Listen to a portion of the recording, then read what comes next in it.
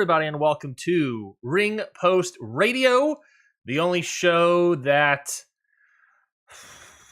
I came up with several jokes to put here, but they were way too topical for things in the actual news for the past week, and I was like, I'm just gonna avoid saying those jokes. But I'm your host, Ryan Knightsey. With me, as always, is the man, the myth, the legend, Scotty Edwards. Scotty, how you doing today? Oh, I'm doing great. Tired. You're alive. You're alive for right now. How much sleep did you get between Stardom Sunshine and this show? 3 hours. Better than usual. That's true. Usually it's like 10 minutes. So we will take it as a W today. After this, I'm doing another recording and then hopefully taking a nap before Forbidden Door, but I'm not gonna get my hopes up. Oof. Were you kind of hoping for the 0 hour to be not as good, just so it's like, I can watch this later? I was hoping 0 hour to be 0, as in exactly what it's been for like every other AEW pay-per-view the past couple. But nope, they said, here's real matches that you're going to want to see. And I said, oh, okay, cool. God, thanks. Appreciate it. God dang it. We got a big show to talk about today. We did a Forbidden Door preview last week, but as Scotty put it this morning, they added a lot of matches to this preview, so we're pretty much going to do it again, except for the 4 matches we talked about last week. We got the media call, AEW's media call, where it was actually rambunctious, as I'll put it, media call this week, finally. Money in the Bank is this Saturday. Stardom Sunshine was this morning that Scotty watched. The 5-star blocks were announced as well. We'll talk about those. We'll also preview next week's Stardom show, Midsummer Champions. We'll be talking the N1 blocks, the N1 victory blocks that were also announced.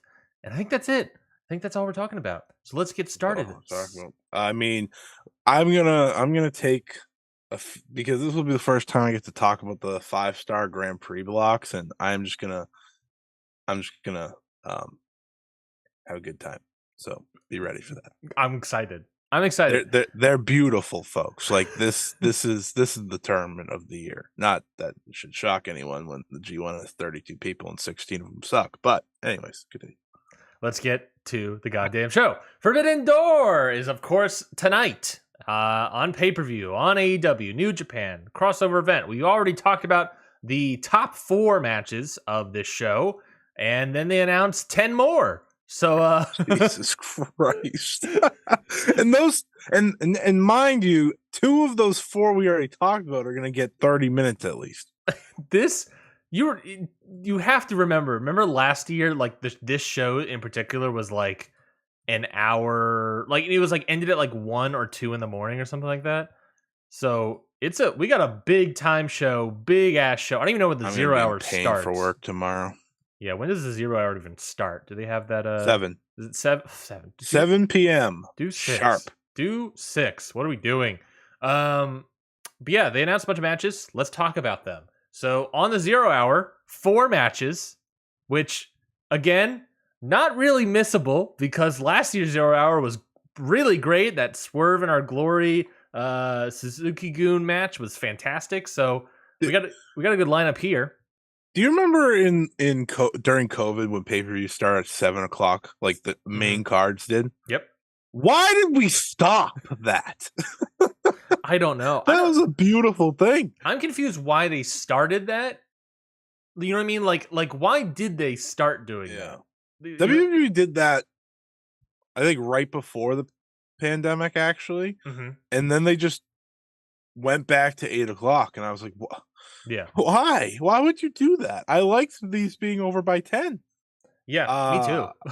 I loved it. I was loving it all the time. I'm upset, but it is what it is, I guess. I mean, AEW. Also, I think the craziest part since pandemic is WWE, not AEW, taking over the Saturday spot pay-per-view wise. Yes.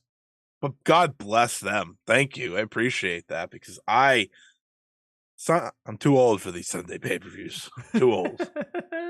Yeah, no, it's these Sunday pay-per-views are rough stuff. They've always been rough stuff because it's always like, well, I got work in the morning, and then it's like WWE doesn't necessarily go that long.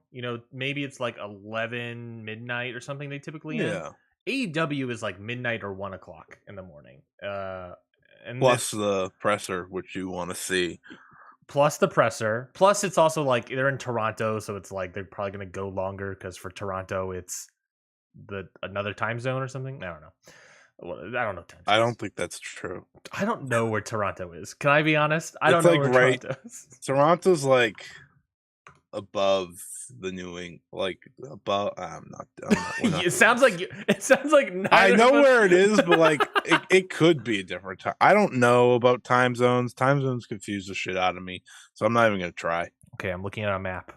Let's see what we got. Oh, it's above Niagara Falls. All right. It's on the other side, normal. The other side of Lake Ontario.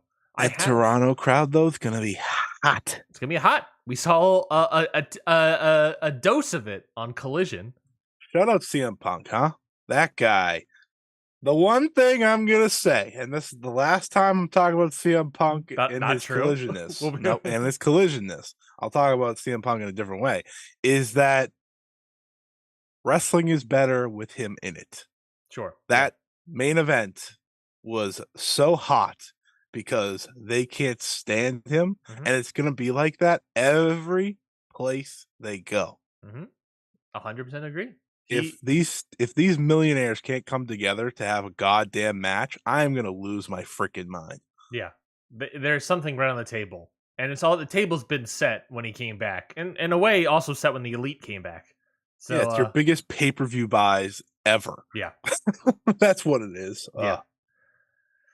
I don't know. Try to entice them with money or something. I don't know. Entice them with money. New contracts. What's best for the What's best for the company? Yeah, that's fine. New contracts. Who needs morals?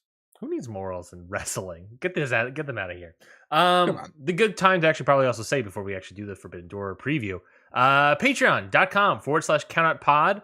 We will be. You heard morals and said that's it. Who needs morals when you got money? Patreon.com/countoutpod. We'll be doing our live instant reaction, immediate reaction to Forbidden Door live on Patreon. Just subscribe to any tier and you'll be able to listen. So subscribe, get the teaser tier, get the full-on $5 tier, whatever one. You'll be able to listen and be a part of the conversation with us as we talk about Forbidden Door and go through the presser as it happens live. Additionally, for Forbidden Door, we're also going to have it as an audio only on the main feed as well. So if you don't want to be part of the actual conversation with us on Patreon, which I would say you're mean and you're missing out. You can listen to the audio only version, not immediately the next day, but maybe in the afternoon. Or if you're a normal person who wanted to go to bed when the show ended, I respect that. I don't respect it. You shouldn't be normal people. We're wrestling fans. We're not allowed to be normal people. Maybe they want to touch grass tomorrow. If you're too busy touching grass, then maybe you want to go to bed. I know I'm not touching grass today. If you're too busy watching wrestling than to sleep, then you might be a wrestling fan. Anyways, I'm here all night, folks. Anyways, Forbidden Door. They got 10 more matches announced. Let's talk about it. The 0 Hour has 4 babies over here. We have, I'm just going to go through all of them and then we can talk about them. El Phantasmo versus Stu Grayson. Roppongi Vice, Rocky Romero, Trent Beretta, and El Desperado versus doesn't make sense versus Swerve Strickland, Bishop Khan, and Toa Leona of the Mogul Embassy. Los Ingobernables de Japón, Bushi, Hiromu Takahashi, and Shingo versus Jeff Cobb, Kyle Fletcher, and TJP. Just a straight up Japanese wrestling match there. And who brings Bushi instead of Dream Blast? I agree. He's too busy at Noah. Owen Hart Foundation Women's Tournament quarterfinal match. Athena taking on Billy Starks. So what are your thoughts on those 4 matches that they announced? It's pretty exciting. It's an exciting first hour. I always say, if you do a pre-show, and I think every wrestling company should do a pre-show. WWE has long given up on this.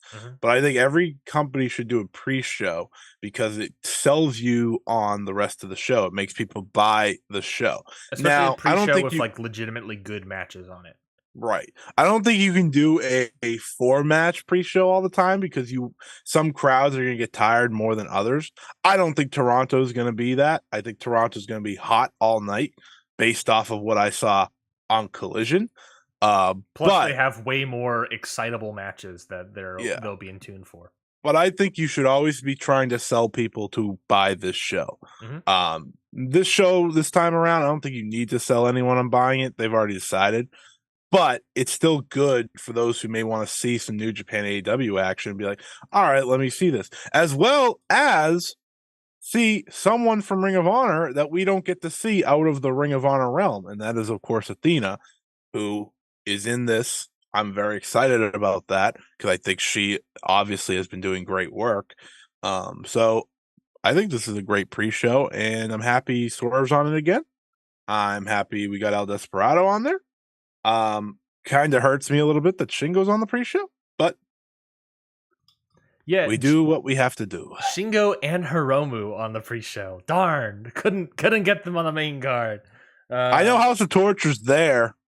They're in the room. they're gonna make a presence known. They were on Ring of Honor. They're gonna make their presence known, baby. Maybe no Evil. How do you not bring over Evil? That's what I'm saying. If House of Torture is there, then I'm calling it now. House of Torture are gonna attack BCC during that match to set up nothing. I don't know. Nothing set up already for the Strong Independent shows for Moxley, so that doesn't make any sense. I know why Ishii is like already. I know why Ishii's in the match that he's in. But would it be the worst idea to replace him with Shingo?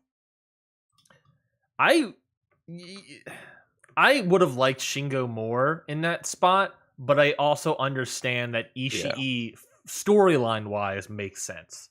I also think he's probably eating the pin. So probably it's either him or Utes.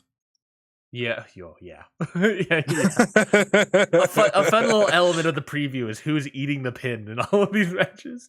That's true. I like El Phantasmo, Stu Grayson, a nice little Canadian match here. Despy versus Roppongi Vice is weird to me. A nice little. I do love Roppongi Vice though. I think that's the better Trent Beretta tag team. Agreed. I agree. I think now. Stay with me, Scotty. I'm staying with you. I think there is an outside chance, a non-0% chance. I would say less than 50, but more than 0. Maybe 60-40 split. We get Yota Tsuji and Mark Davis. No, but Mark Davis is injured, so no. Hey, you don't know. Maybe he's ready. I think there's a non-0 chance, maybe a 60-40, maybe a 70-30, that Billy Starks could win her match. I think there's a non-0 chance. And here's my reasoning here. If she beats Athena, then we can set up not only that she continues and then lose to whoever's on the other side with her in that bracket, because she'll lose in the next round or whatever. But Billy Starks could, I guess it'd probably be Willow.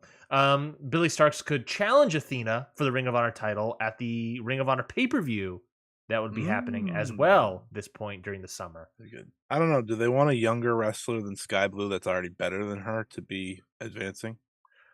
Probably not, since they're pushing Sky Blue. So why not get the other blue-esque person on the other side to just every time Sky Blue's music hits, I ask, who is this? Mm-hmm. Every single time. Mm-hmm. But it hits every single show I watch that involves AEW or Ring of Honor. Yeah. Every single show. I think there's a non-0 chance that Billy Starks could win. I do think there's a greater chance that Athena beats her, and then Willow probably beats Athena. And I'm going to just put in the headcanon of, this is probably where Tony Khan was going to push Willow, was beat Athena, then Willow versus Athena for the Ring of Honor thing. Maybe Willow wins the Owen, then gets dropped on her head by Julia. Nice. Yeah, they get dropped on her head by Julia. But yeah, I think it's exciting. I think circling the 6-man tag of LIJ and United Empire is going to be very good. I'm very much circling the El Phantasmo Stu Grayson. I think I'm very excited for that match. That should be very good. But yeah, I think this is a really nice 0 hour.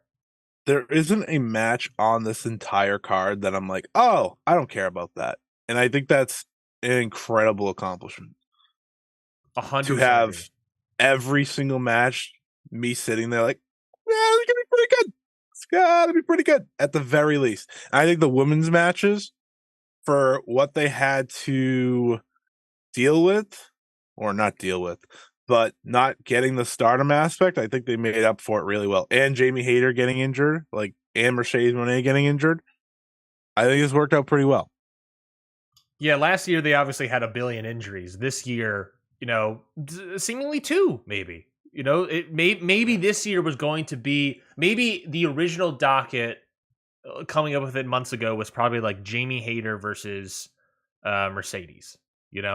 Maybe that was the original plan months ago, and then Jamie's injured. It was like, okay, we'll put the title on Tony Storm. Tony Storm, Mercedes, that's still good. And then Mercedes is injured. It was going to be Saraya. Oh yeah, we heard Saraya floated around somehow. Maybe Saraya versus Jamie Hayter versus Mercedes. I assume Mercedes is still in there. I don't know. I don't think Saraya is the champion. No matter what, Saraya is not in this, so we'll just take the dub and move on. And let's talk about that match since it's also made official. AEW Women's World Title match: Toni Storm versus Willow Nightingale. Very obviously, I think Willow's losing here. I don't think that's a question. It's just it would be interesting politically what would have been if Mercedes was in this match, and that might make sense for Saraya being and making a triple threat. Because Mercedes probably isn't going to win the AEW Women's title and shouldn't lose. So Saraya's right there. I do think if Mercedes were on the show, it's going to be a New Japan Strong Women's title match between Mercedes and Saraya, and then you were going to have an AEW Women's match between, I don't know, maybe Tony and Jamie Hayter.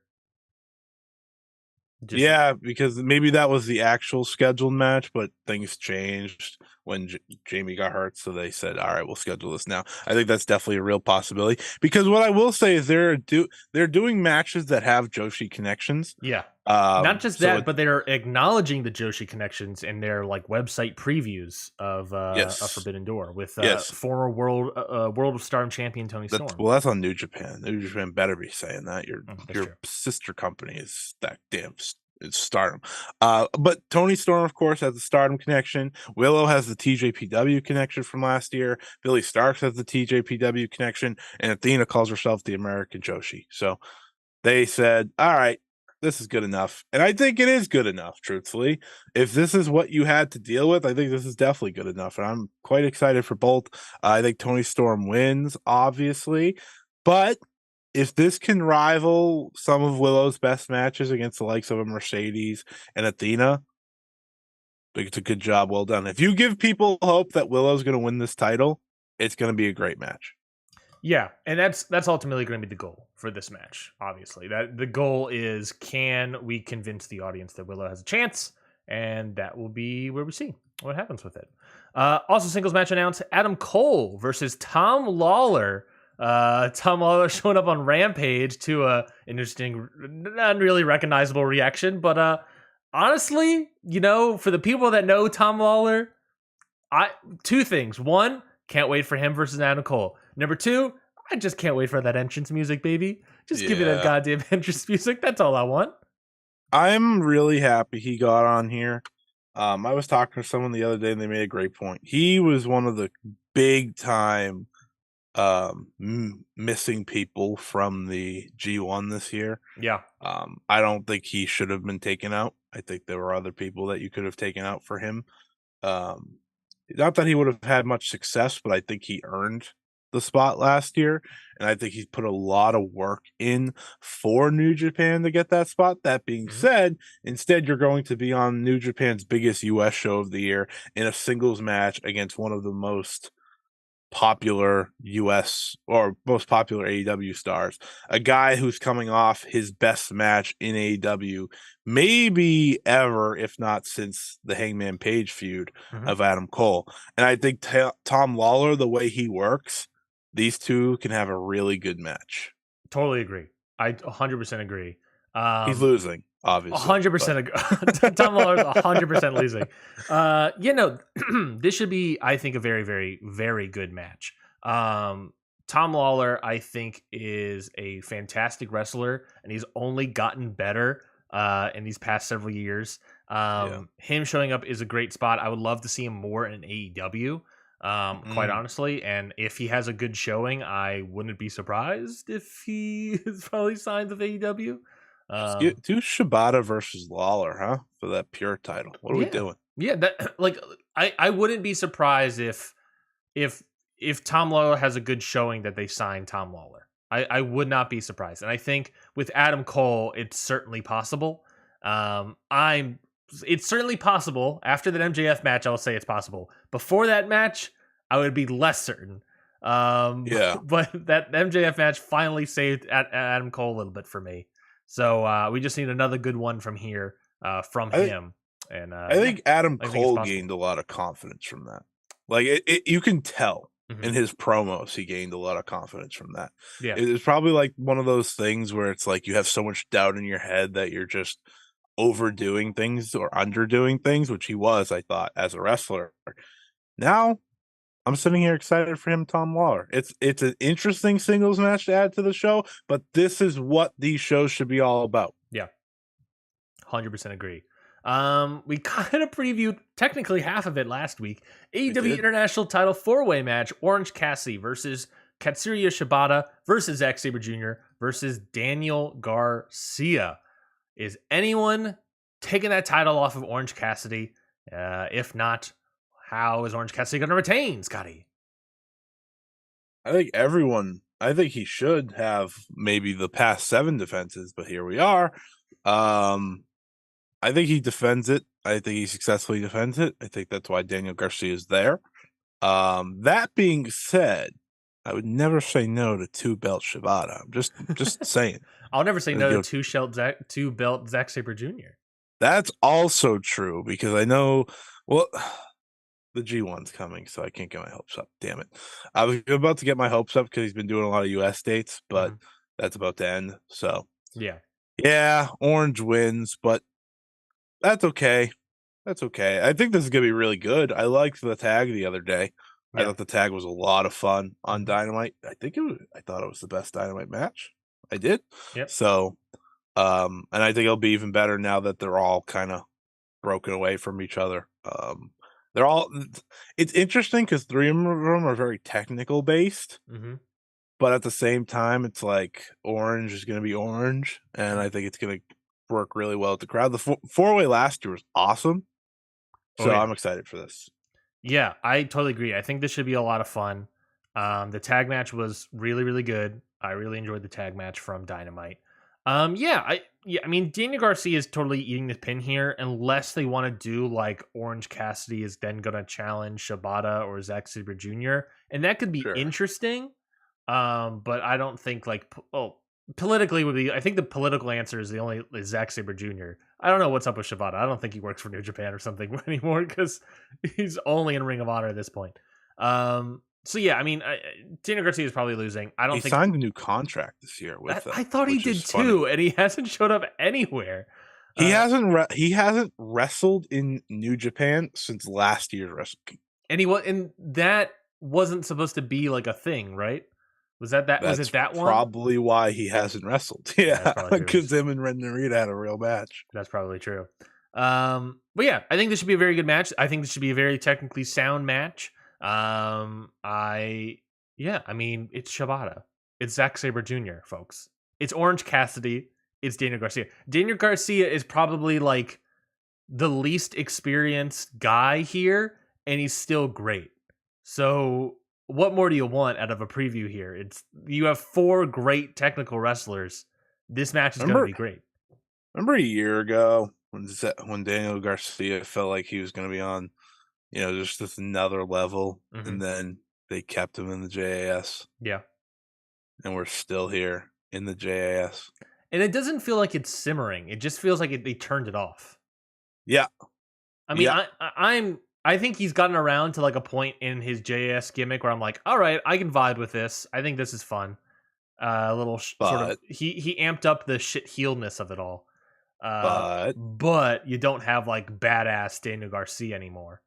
Yeah, those matches with Bryan Danielson were the last ones that were like peak. And don't get me wrong, it was Bryan Danielson too. But still, those were fantastic. I love that 2 out of 3 falls match, and I'm very upset that he just hasn't had anything meaningful since.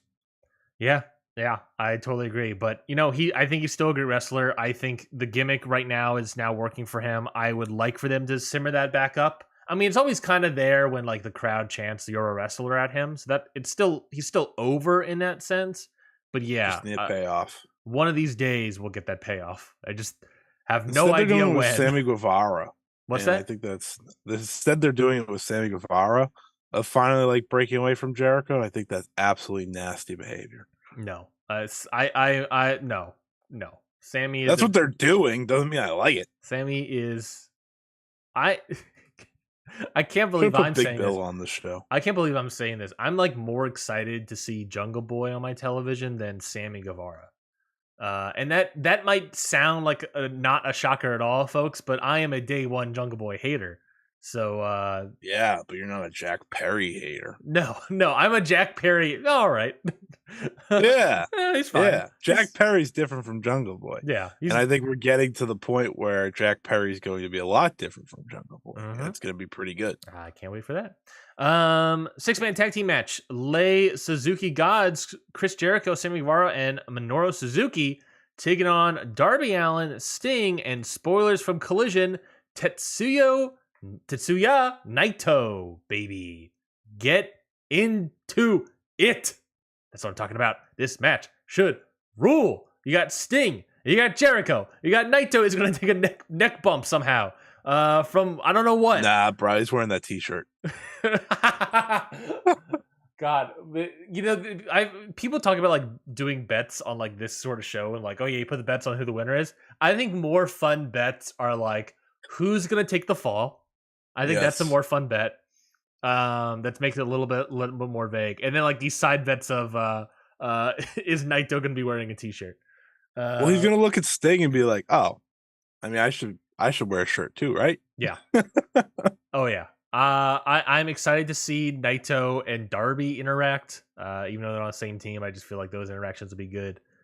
Suzuki Naito, that's fun. Jericho Naito, that could be fun if they rehash what they had in their original feud in New Japan in 2018, I think it was, where it was like a real blood feud. If they did that, that'd be nice. Don't think that's going to be happening. But this is just gonna be a fun 6-man tag. I mean, I don't think it's gonna be great, but I think it's gonna be really, really fun, really, really good. I think it's gonna be great because it has Sting in it. Great point. That's a great point.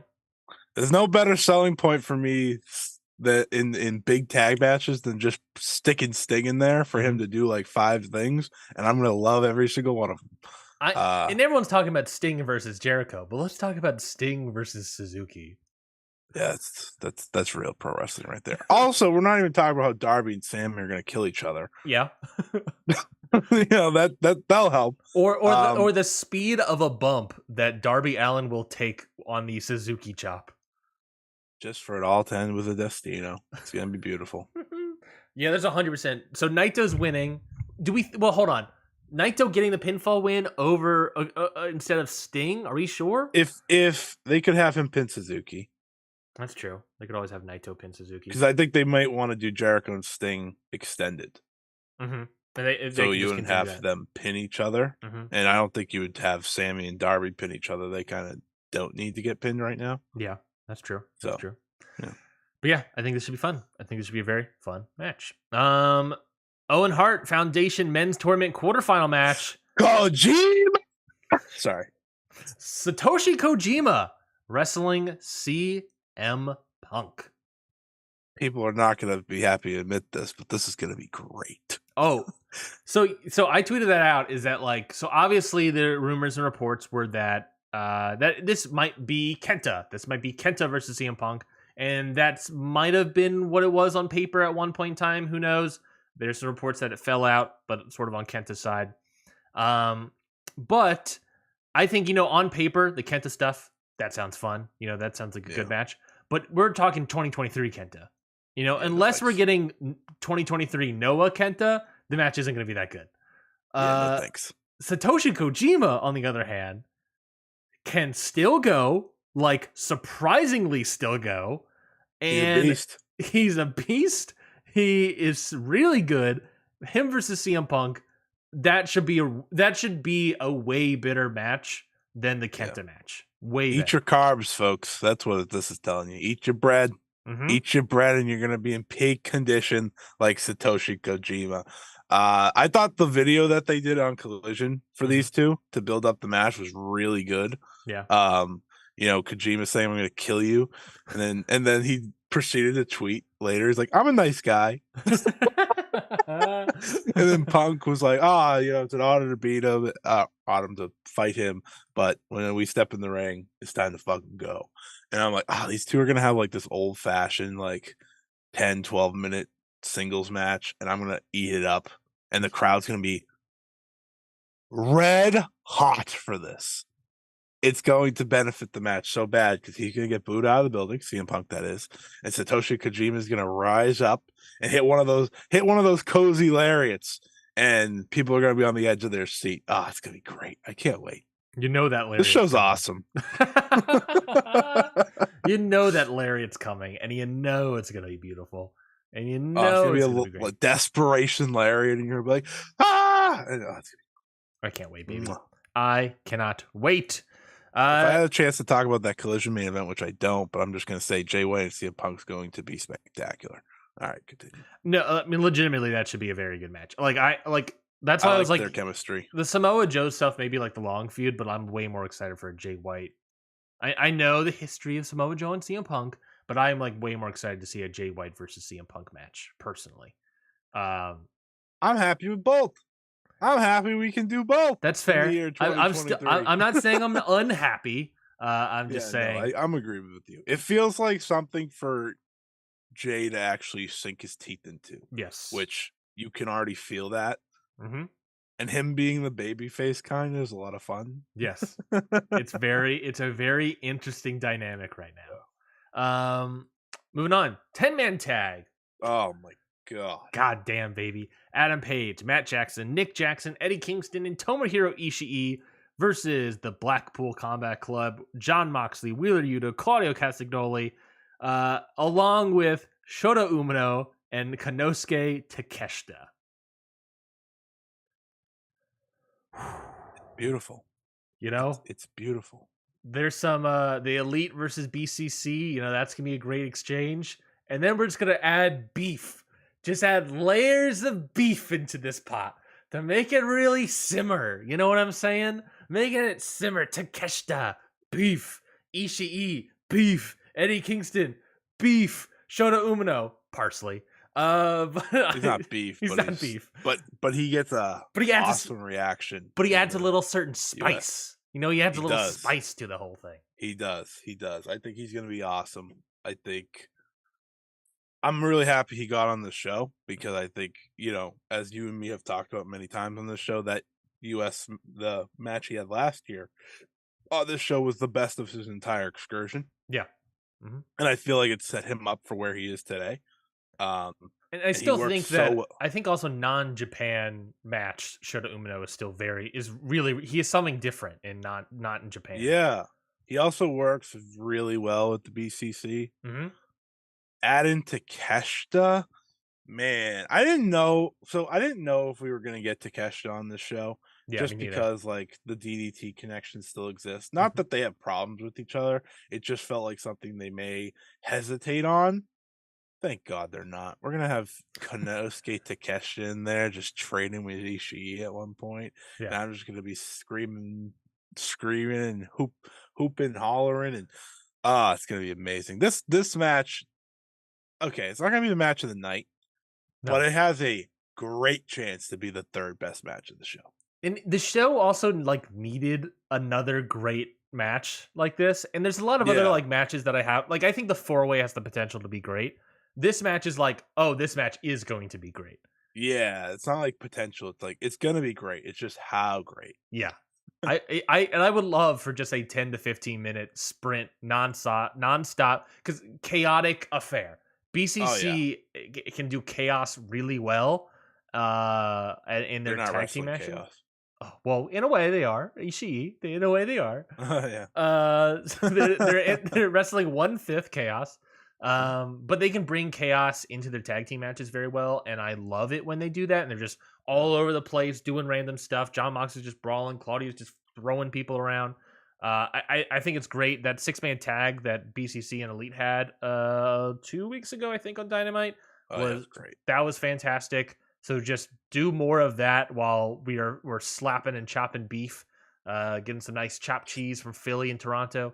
I saw what you tweeted, and I need exactly that to happen about Eddie tagging in. Yeah, and just be like, get the fuck out! I'm killing him. 100%. You can picture immediately the spot of Eddie Kingston getting tagged. Eddie Kingston, by the way, the entire match is just going to hold the tag rope and stare dead eyes only at Claudio. As soon as he's going to put his hand out, get tagged in, he's going to grab Wheeler Yuta, who's probably going to be the guy in the ring, or Shota maybe, or just throw him back into the turnbuckle and then point directly at Claudio and ask for it. And then Claudio will get tagged in, and then you'll get a big, this is awesome chant or whatever. It's gonna be fucking great. Whether or not they actually wrestle will be the heel work from Claudio, but it should be great. It should be. He's gonna throw some bag of meat back to Claudio and be like, "I want you. I want you in my ring. I want you, you little bitch." Okay.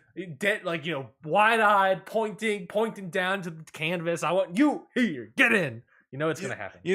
We haven't had the chance to talk about this much because we don't talk about Ring of Honor or anything, and we don't talk AEW weekly television all the time. But Claudio, he is that guy again. Yeah. He's had a fantastic year. Yeah. It's under the radar just because it's Ring of Honor. Ring of Honor. He's the third guy in the group he's in, but he's been great in every spot. Yeah. And I think that really shined to me when he had the New Japan spot. I was like, my God, this guy's been incredible this year. Yeah. And you got Tanahashi being like, I want to wrestle that guy. Singles, give me that guy. That guy was great. Yeah, Tanahashi just wants to wrestle everyone. I've just oh yeah, CM Punk, yeah, let's do it. Look, man, I saw Collision. Let's he doesn't have a lot of years left on that body. So no, that was tough. It scared me a little. But we'll just get with the matches we can, and we'll be happy about it. But you can do Tanahashi and Punk a lot easier than you could do most matchups because they're both so smart. Mm-hmm. You mean Tanahashi and MJF?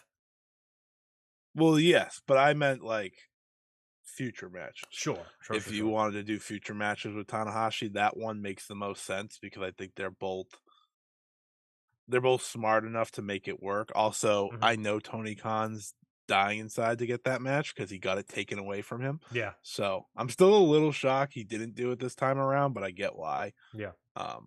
You wanted to give MJF a big match, which you know that little bitch is excited about. You want him, he'll never admit it, but you know it. 100%. 100% it's Tanahashi. And it's a good Punk, if Punk's is not in that match of Tanahashi, MJF is a good number 2 as well, just because they both work in a similar mindset of pro wrestling, that it's like of the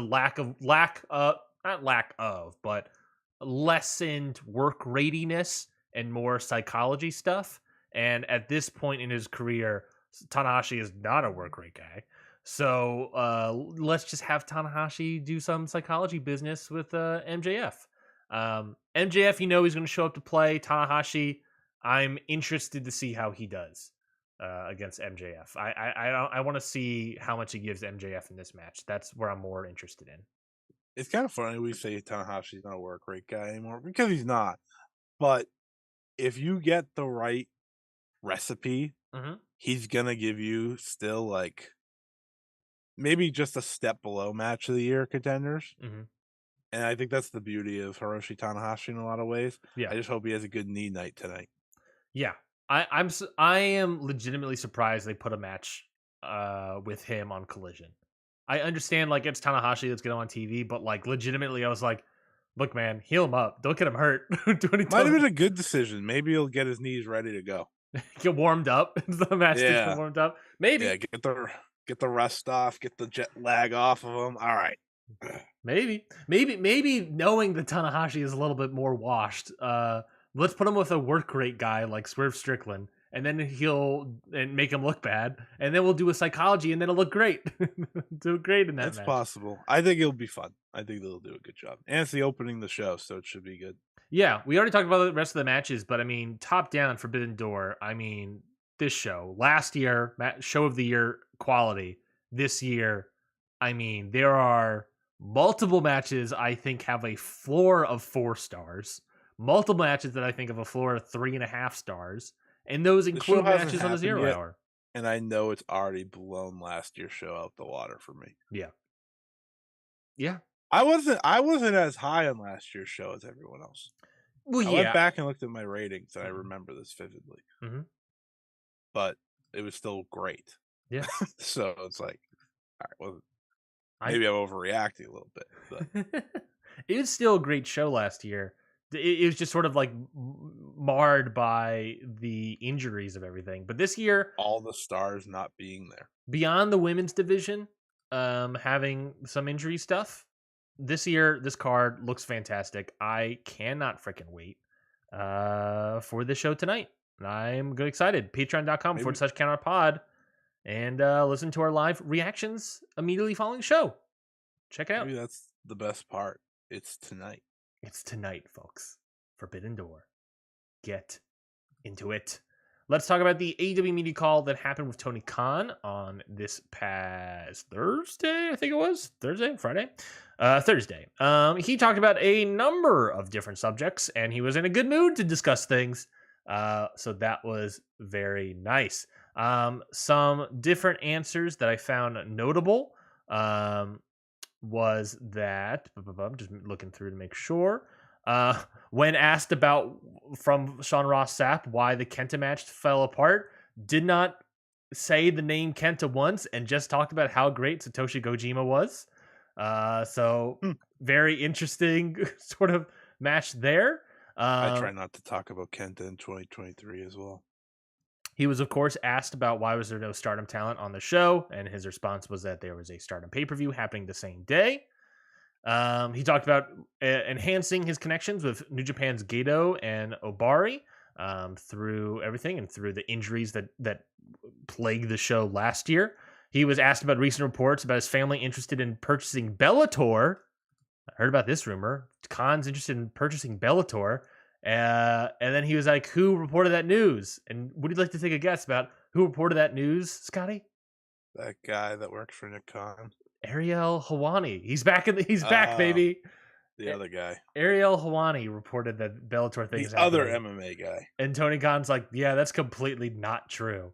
Which, I hear that, and I'm not saying it's related, but I wonder if it's like, I don't know. That feels why would Ariel Helwani put that out there? You know what I mean? Why would it be like, oh, the wrestling company is can take on other things? We're not monopolizing the business or anything. I don't know. That's who knows? Who knows? Ariel Helwani is smelly. Nick Khan was asked about women working in creative, and he mentioned Nick Khan. Nick Khan was asked.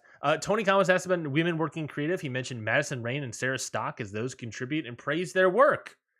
He said Madison Rayne, I believe the quote was, Madison Rayne is a great person outside, like a great help outside of the ring. Something like that. Not a good one inside the ring, so that makes sense. He was asked about opening the Forbidden Door to other companies and responding saying that they have strong relationships with other promotions, but nothing quite like they do with New Japan. He thinks it'd be great if they get involved with more companies, specifically mentioning Lucha Promotions. However, he also mentioned the challenges regarding the promotional battle between CMLL and AAA, since AEW is teaming up with AAA, New Japan's teaming up with CMLL, and those two Lucha companies don't like each other. The moment Vikingo leaves AAA, just say goodbye to them. Yeah, I agree. Hey, CMLL, what's up? Yeah, give me Mystico on Dynamite. I would love that. I would get me AEW in Arena Mexico. Give me Sammy Guevara versus Soberano Jr. Give me everything. Give me everything. Dave Meltzer asks Tony Khan about the I've heard of him. One Bill Phil comment, because as Dave sort of alluded to and thought about, that the One Bill Phil comment seems very interesting when it comes to the rumor of the new TV deal of $1 billion. So why would he then say $1 bill Phil? Tony Khan says that he just mentioned David Zaslav as a throwback to when Ted Turner was referenced, which is weird. He also said the company is continually growing and they have a 9-figure revenue deal right now, and they're hoping to get to more later. So he basically said that we don't have $1 billion in revenue right now. Seemingly don't have $1 billion TV deal right now. But they're working on it, is what he's saying. So that's an interesting. Still don't know why the $1 bill Phil thing was said then, other than maybe it's wrestling. I can. What? CM Punk. Are you saying that he's lying? I'm saying that CM Punk says a lot of things, and it causes controversy, it causes conversation, and that's that. Tony Khan talked about Goldberg being involved with AEW. Someone was asked about that. Him being the potential partner of Sting and Darby Allin. Makes sense if Goldberg and Chris Jericho's history. Obviously, that wasn't the case, and it was Naito, but would you like to see Goldberg show up in this company at some point? Nope. Next question. Unless he squashes Wardlow, because Wardlow's a little bitch. You don't even want to see a Goldberg and Sting match? That would be like the only thing I want to see, and that's like half me amusing myself because they're both 60 years old. I think at best it will be like Goldberg and someone else versus Sting and Darby Allin. I think that's probably what it would be. Who the hell's going to team with Goldberg? Wardlow, obviously. Fine. Ryback. Now we're talking, baby. David Bixenspan asked about CM Punk possibly having an ownership stake in the company. Tony Khan said yes. I'm just kidding. No, he said that he was just using a colloquialism, and then messaged Bix afterwards saying it's definitely no, he does not have a stake in AEW, because there was that rumor going around that maybe he does. He did say in a quote for the Brawl Out presser, he's trying to run a business. So it was just sort of weird to see that. Someone asked about the viewership for Collision and would Warner Brothers Discovery consider it a success? He said that the number they got was very successful.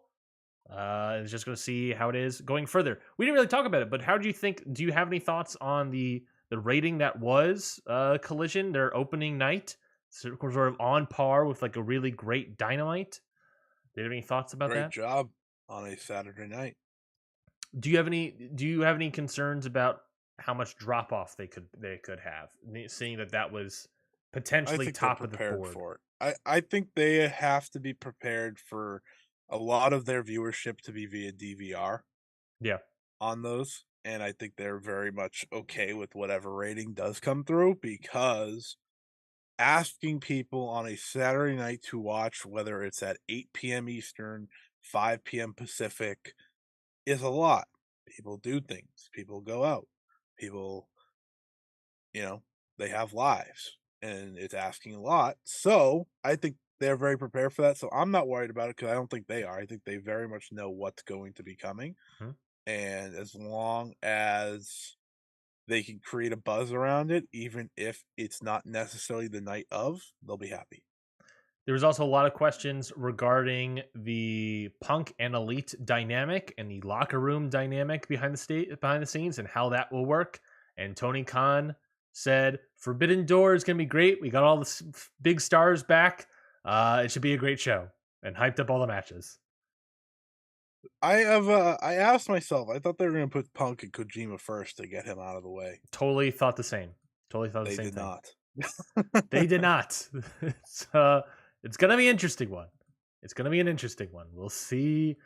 So where was that announced? Was that on the New Japan schedule? The match lineup? Or the order? No, they just announced that MJF and Tanahashi's first yesterday, because MJF said he didn't want us to be in Canada. Oh, yeah. That makes sense. Yeah, I mean, I think it'd be second. He could be second. That's not a bad spot to put in there. I think it would have been a good idea to get Punk out of the way, and then because you believe that Ospreay and Omega is going to like semi-main or third, and then they do the women's match or whatever, like they do sometimes. They'll have some random tag probably suffer. Yeah, But we'll see. We'll see how it goes. Just go back to back to back. Young Bucks, Punk, Kenny. I think this show has the potential to be a show of the year. I think the presser is going to have a lot of eyes on it.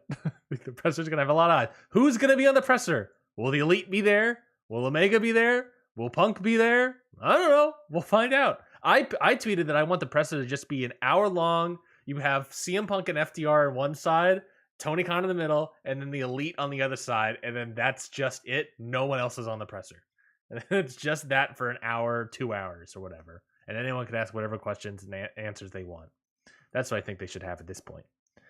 But yeah, that is the AEW media call. I thought there were some interesting answers there. Let's talk about Money in the Bank. Is this Saturday, WWE's big time show in London, England at the O2 Arena. I think it's just called the O2. But anyways, in London, England, there is a lot of stuff announced so far. That's the best thing WWE does. They have international shows now. Yeah. So they're done by like a normal time. And I really appreciate that from them. And not only done by a normal time, but like the crowds have always been fantastic. Oh, now they're going to England? Mm-hmm. Clash of the Castle was great. SummerSlam was great. Backlash was great. Thank you. I couldn't remember. Saudi was great. Saudi was good. Saudi was great. And then this show in London, England. WrestleMania was exceptional too. WrestleMania was great, but that was also WrestleMania. That was obviously in America. It was better than usual, to be fair. Mm-hmm. Cody had like the loudest reaction I've heard at a WrestleMania in a long time. Mm-hmm. Speaking of Money in the Bank, let's talk about him. Cody Rhodes is wrestling versus everyone's favorite heel with genuine heel, Dominic Mysterio. Are you excited for Cody Rhodes versus Dominic Mysterio? No. We don't talk about that much, but what is your takes on the heel heat of Dominic Mysterio, if you have any takes? People don't like him, but it's not as loud as they like me to think it is. I would say it's not only not as loud as people like to think it is, but it is a lot piped in. I think the crowd's definitely part of it as well, but it's also piped in to make it louder. Yeah, crowds are definitely loud, and you can tell when it's a real crowd reaction to Dominic and not. Agreed. And you can see the audience reacting or not at all. I mean, like, don't get me wrong. I think he is very much disliked, and I think he has gotten some great heel reactions. But like a normal Raw on a Monday where he just talks and gets incredibly loud is not always real. Yeah, completely agree. And I think people probably dislike him more because in kayfabe he's with Rhea more than anything else. And go away heat. I don't think people actually like seeing Dominic Mysterio wrestle. So, well, we're gonna see him this Saturday at Money in the Bank against Cody Rhodes. Do you think Cody Rhodes will get a good match out of Dominic Mysterio? No. I don't think it's possible. I think Ray was the only one that could do it, and it's because there was a lot of smoke and mirrors to it. Mm-hmm. I don't think this has the story to have smoke and mirrors to it. I think it's just a way to keep Cody hot enough because England's going to have a good reaction. Sure. You know that. Mm-hmm. And it's all to build to that last match with Brock at SummerSlam. So let's give him the guy that gets booed because while Dominic probably has piped in noise, he at least gets booed. Yeah. I'll give him that. Not everyone gets booed on this roster. So no, that's true. I mean, and you're giving Cody a win on his way to SummerSlam. That's the thing with WWE is like they have a bigger problem of heels and baby faces outside of Roman Reigns. Because I think people just cheer for who they want to cheer for, aka LA Knight, for example, and everyone else is like, "All right, see if you could sink or swim here." Mm-hmm. Can we also talk about Roman Reigns? There's also the Cody Rhodes aspect of it. That the thought being that after WrestleMania, Cody would maybe win the Money in the Bank briefcase and then challenge Roman, and he is now have a match with Dominic. And he's still on the feud with Brock Lesnar, supposedly. Jey Uso should just beat Roman. Who cares? Yeah, I think at this rate, it's I think Cody's not doing that. He's on a different brand. Cody's story is winning the title, the WWE title. It's not beating Roman Reigns, and I think that's how they view it. And they could do Jey Uso as a transitional champion to Cody. Yeah, sure. I think Jey Uso's story's better. Frankly, I mean, I always thought that. That's the way this whole entire Roman Reigns thing got started, is because of Jey Uso's work. Yeah, long ago, and I think Jay's a better performer than his cousin. Oh, and yes.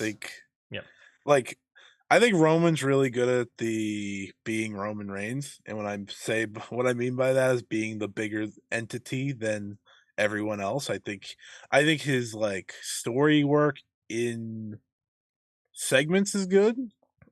His wrestling wise, I think Jay does everything better. In terms of like in ring, I know Roman Reigns is good, but that's not what his character is supposed to be. Jay's has that work rady-ish twist on it. Plus, I think he's a better actor in matches. Yeah, I mean, and better actor overall. And let's make it more formal. Another match on the show: Roman Reigns and Solo Sikoa versus the Usos in a Bloodline Civil War. This is, of course, coming off the heels of a monstrous reaction rating segment with the Usos turning officially on Roman Reigns. I gotta say, they're doing a great job. Like you know, we could sit here and we can admit we're not the biggest WWE fans, but at the end of the day, Cody losing wasn't the right decision for business. Probably would Roman. It's like the booking of it all is like Roman does not need the title at all in this spot, really. But would it hurt the whole segment and storyline if he didn't have this title? I think so, because he already would have been weakened by now. And I think, tomato at this point, but I do think that for WWE fans, it works better with him still being champion. The stranglehold over the Usos doesn't have the same feel if he's not champion. Sure, it's like, oh, you're a loser now. They don't want to be with you. He's not a loser. He's still the champion. He's carrying around 3 freaking belts now. Like, which I think is awesome. I hope they just keep giving him a new belt. And he's just like, hey, Paul, can you wear all of these for me? And he refuses to wear it. He's like, no, I'm not getting rid of my old ones. I'm keeping them. I expect many tweets of "This is cinema" when this match is done. The Usos should win, and Jay White should be challenged. Jay White, Jesus. Maybe in another universe that was supposed to happen. Sure, but Jey Uso should be challenging Roman Reigns at SummerSlam. That should be your SummerSlam main event. It probably will be. I assume Solo's taking the fall here, and maybe Jey Uso's beating Solo, and that's what's going to set up the SummerSlam. I think that makes the most sense to me, at the very least. The real tag team should win. Agreed. Next match, Money in the Bank ladder match. This is the women's Money in the Bank ladder match. Becky Lynch, Bayley, Io Sky, Zelina Vega, Zoe Stark, and Trish Stratus. Why did they put Trish Stratus in a ladder match? Is she fully healed from her knees from WrestleMania? I assume she is. Don't know. I don't know, but I assume. I mean, here's my take on the match. I assume that she is going to be out of the ring and having Zoe Stark do all of her stuff for her. I think it's just crazy that Trish Stratus is around. She hasn't gone away. She's just here. Yeah, she's just as a normal competitor. She's just a normal roster member now. She got drafted. She's officially just a roster member. I look at this field and I say to myself, how much can Io Shirai carry this through her athletic abilities? Truthfully. Yeah. I think she can do a lot, and I think Bayley's always been a good base in ladder matches. Like every ladder match she's ever had, like the one with Bianca once upon a time and the Money in the Bank ones. I hated that Bianca one. I trashed Well, that was bad because singles ladder matches are dumb. Yeah. But she's always been a good base in ladder matches. Like she knows right things to do. She also won this match. It's gonna be tough though. It's gonna be rough. I think Io Sky and Zoe Stark could have a fun little athletic situation. Yeah. Zelina Vega, I don't think she's doing anything in this match. She's got nothing in this match for me. Becky Lynch, more star power than they usually have in these matches. That's true. Do you have any idea, any pulse on who could win this? Not a clue. I think it's honestly like Becky Lynch or Io maybe, because if you do like the formal, and obviously they've been teasing the Bayley Io Sky split, you can do a more formal thing where like I don't know. You could do Bayley dumping Io to win. That's possible. That's certainly possible. Would probably be the most interesting thing to me. Truthfully, I don't think Becky, Zoe, Zelina. I think Becky. Yeah, I think Becky, Trish, and Zoe are. And Zelina's not winning. I think those three. I think there's a chance Trish could win. I think there's a chance. I don't think she's definitely the champions. Rhea Ripley. Well, no one's. Yeah, someone on SmackDown's winning. So the other side, one's beating Rhea Ripley. Yeah, who's the other champion? Yeah, Asuka is the other one. Yeah, there you go. So who's on the SmackDown side? Zelina Vega, Bayley, and Io Sky. Yeah, I feel pretty confident with one of Io and Bayley winning. Okay, I think you're right. I think Io Sky would be interesting. Io Sky was. I'm more interested in Bayley and Io, one of them costing each other, making that a match at SummerSlam, and then you can do cash in stuff rather than doing the usual women's wrestling trope of Money in the Bank where they cash in the same night or the same week of. Yeah. They don't have any women's matches specifically on this show just to avoid that, I'm pretty sure. So I'm already happier with this. Yeah. It's going to be a Io carry job. I completely agree. The one good thing about this match consistently for the past few months has been Io. Yes. Agreed. That WrestleMania match, the only good thing was Io. Another match on this show, the unified women's tag team titles. The titles that can be defended on all three brands. Ronda Rousey and Shayna Baszler against the returning Liv Morgan and Raquel Rodriguez. Oh, congratulations, Liv. Welcome back. Tap out. Great. Awesome. Tap out and look like you're really into it while you're doing it. I don't know. The fact that it's on all three brands, I'm like, I don't think Ronda's retaining the title. I don't think Ronda's going to do that. But apparently they're interested in making the tag titles a thing. Ronda and Shayna are, apparently. So maybe that's what they want to do. Ronda's just a full-time wrestler. Can we just accept that? Yeah, she's not a star anymore. Now. She's not a star anymore. No, but she's Ronda Rousey, so they can use her name. Because for some reason, like, the rest of the world cares slightly about Ronda Rousey still. Oh.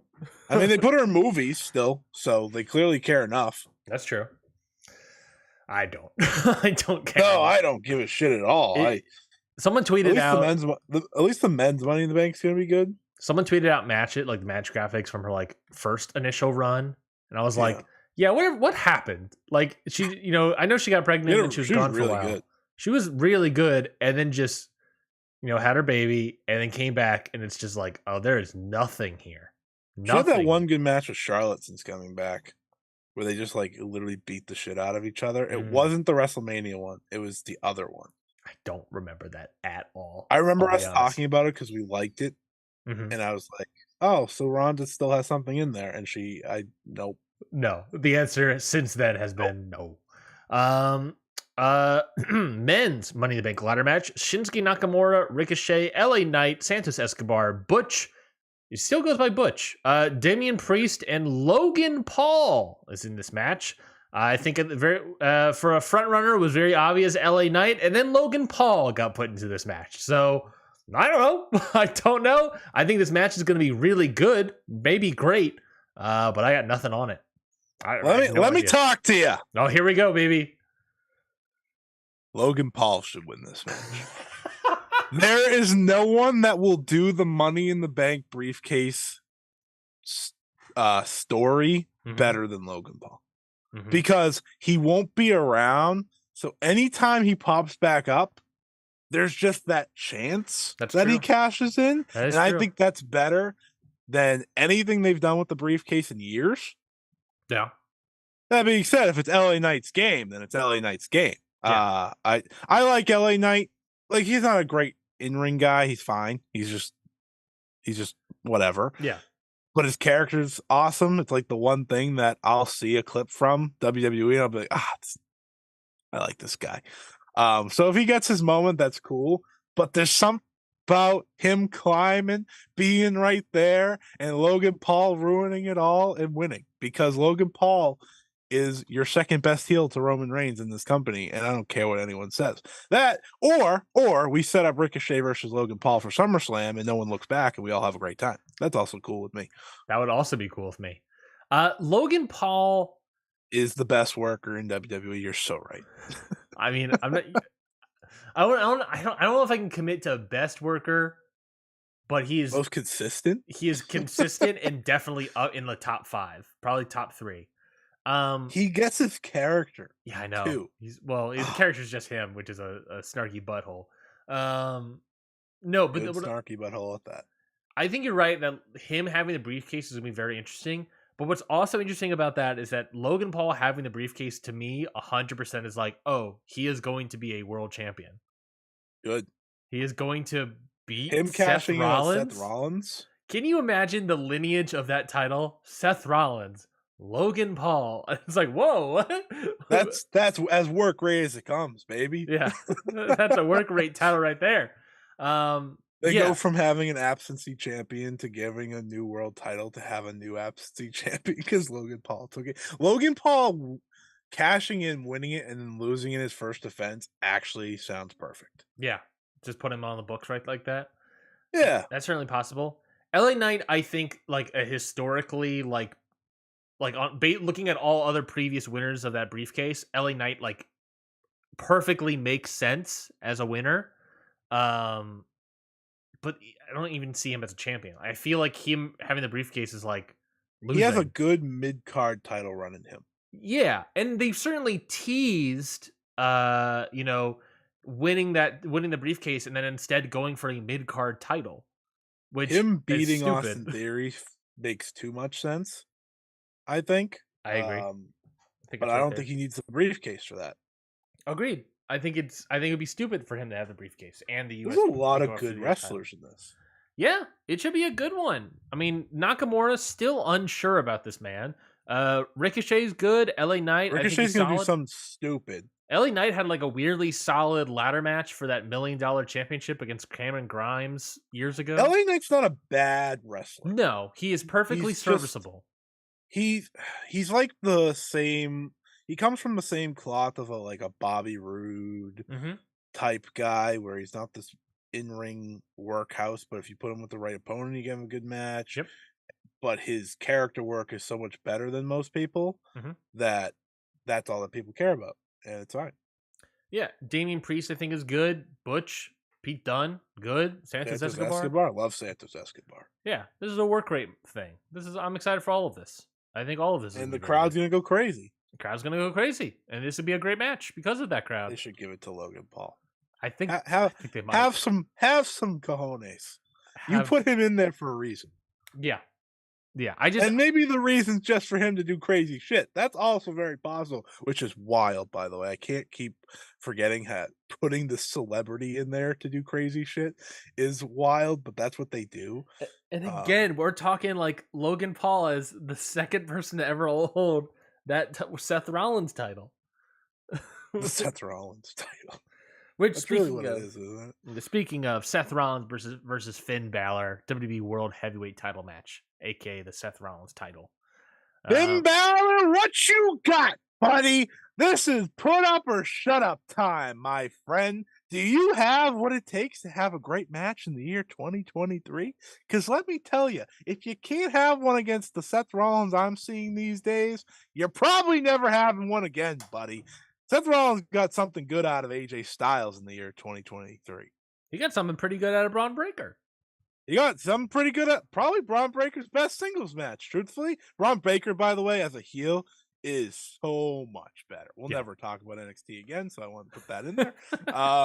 But he is so much better as a heel, and you could tell he's a lot more comfortable as a heel. Also, that like rapid or like quick Frankensteiner he did was silly. That was insane. That being said, Finn Balor, what you got? This is your chance. Yeah. You feel more determined than you have in a long time. I've seen the segments. I saw you foot stomp this man 27 times on Raw. I saw you have a little edge. I think the promo work's been great. What you got? Put up or shut up time. Fella, put up or shut up time. Bean batter. It's now or never. No demon to protect you. Nothing. You either turn back the clock to that second NXT run, or you're done. Yeah. I'm done with you. This is your last shot, buddy. And I do want to stress, you are hyping up a man that is most certainly losing. I know that, but it's just a matter of can he have a great match? This is their redemption. This is his redemption for when he lost the Universal or won the Universal title, I guess. I thought his NXT run was his redemption. Well, that was just really good. Okay, fair enough. But that was really good. He had those great matches with Kyle. You know, he did a lot of good stuff then. But main roster redemption is a different story. He's never had main roster redemption. That's true. This is his last shot. And we'll see what happens. Don't be a geek. We'll see what happens. Don't be a geek, Balor. He's coming in lack of geekness, so there's a chance. There's a chance I'll have a great match here. It's been good. Yeah. So I'm liking it so far. So we'll find out. Money in the Bank. Decent little show, huh? A decent little show. I felt more positive on this these days. I felt more positive on this preview than I have in a long time. That's the thing with WWE these days. They're gonna give you something you're gonna like, but they're also not gonna give me Gunther. So what the hell? They are not bringing their biggest European star to London. Oh no, they're gonna add Matt Riddle. That's the story. They're adding him and Matt Riddle. Oh, probably on Monday or something. Yeah, that makes sense. That's actually gonna be good. That'd be good. I mean, Riddle's gonna lose, of course, but yeah, that should be good. Should. As he should, and as he shall. I mean, Mustafa Ali and Gunther in like 5 minutes was great, so I'm sure Riddle and Gunther in 12 will be even better. So that's fair. That's fair. But yeah, Money in the Bank this Saturday. We'll talk about it next week.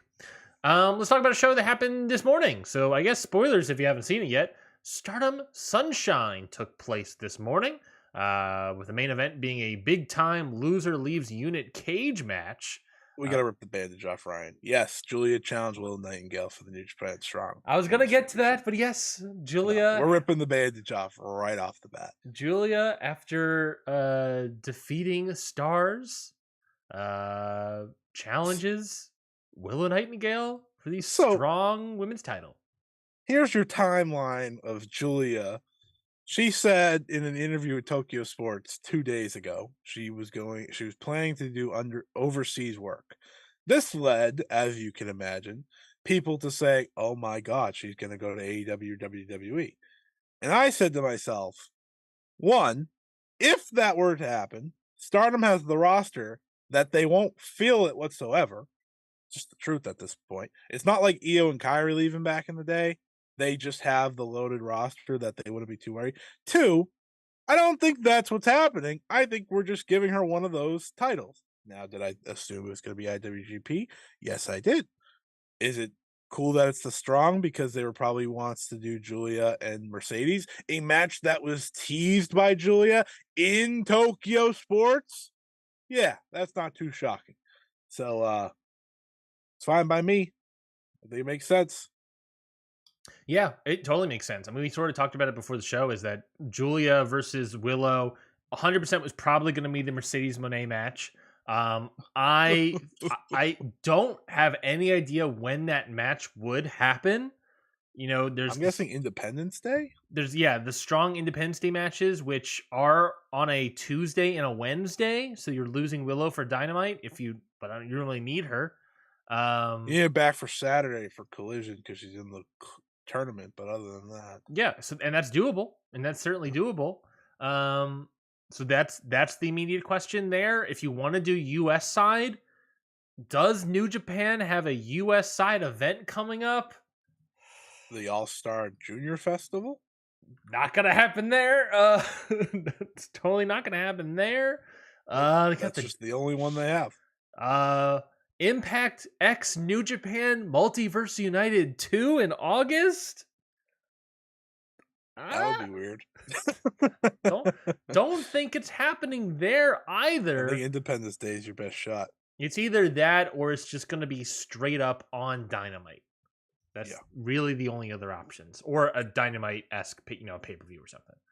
Those are really your only options. Where Julia then is never to be seen for the next 3 months again because she's entering a tournament. Oh yeah, and that's the part 2 of it all. You and I both strongly believe that Julia would win this title off of Willow. Whenever this match happens, she's going to take the title off of Willow. Reminder, folks, Willow's not supposed to be champion. Another reminder, folks, Julia versus Mercedes Moné is bigger than Willow versus Mercedes Moné too. And I can imagine that they'll do Julia versus Mercedes down the line if Julia wins this title. I don't think they wouldn't do that match. And then you can also Willow versus Mercedes Moné 2 down the line as well. If Mercedes wins the title, is champion. Yeah, Mercedes wins the title off of Julia. You can do that. You and I are looking at like the next 2 title reigns right now. If Julia wins and then she defends the title on whatever until Mercedes is back, and then they have that match at like Historic Crossover or Wrestle Queendom. Probably a US show because that's what Julia wanted. True. Yeah, and the match it's a strong title. That's supposed to be the US one, not the IWGP Women's. That is a strong title. So, I guess Historic Crossover is probably not the spot, right? It would. If they want to do a rematch, they could. Yeah. I don't know. I was going to say All In, but even then, that's England. Hey, that's where Julia's from. There's something there. That's where she grew up. There's something there. I think All Out. You could do All Out instead of All In. Maybe that seems weird unless you actually sign Mercedes. Grew up in Italy. Yeah, she grew up in Europe. Close enough. Yeah, there's no real idea when it could happen. I mean, you could also do Wrestle Kingdom. I mean, it obviously could do that title match at Wrestle Kingdom itself, but I'm sure Mercedes will be on that one way or the other. Yeah, but that's January. It's June. That is 6 months away. So I don't know about that one. It's cool though. It's cool that it's happening. Mm-hmm. I think people are about to get their hopes a little bit too up.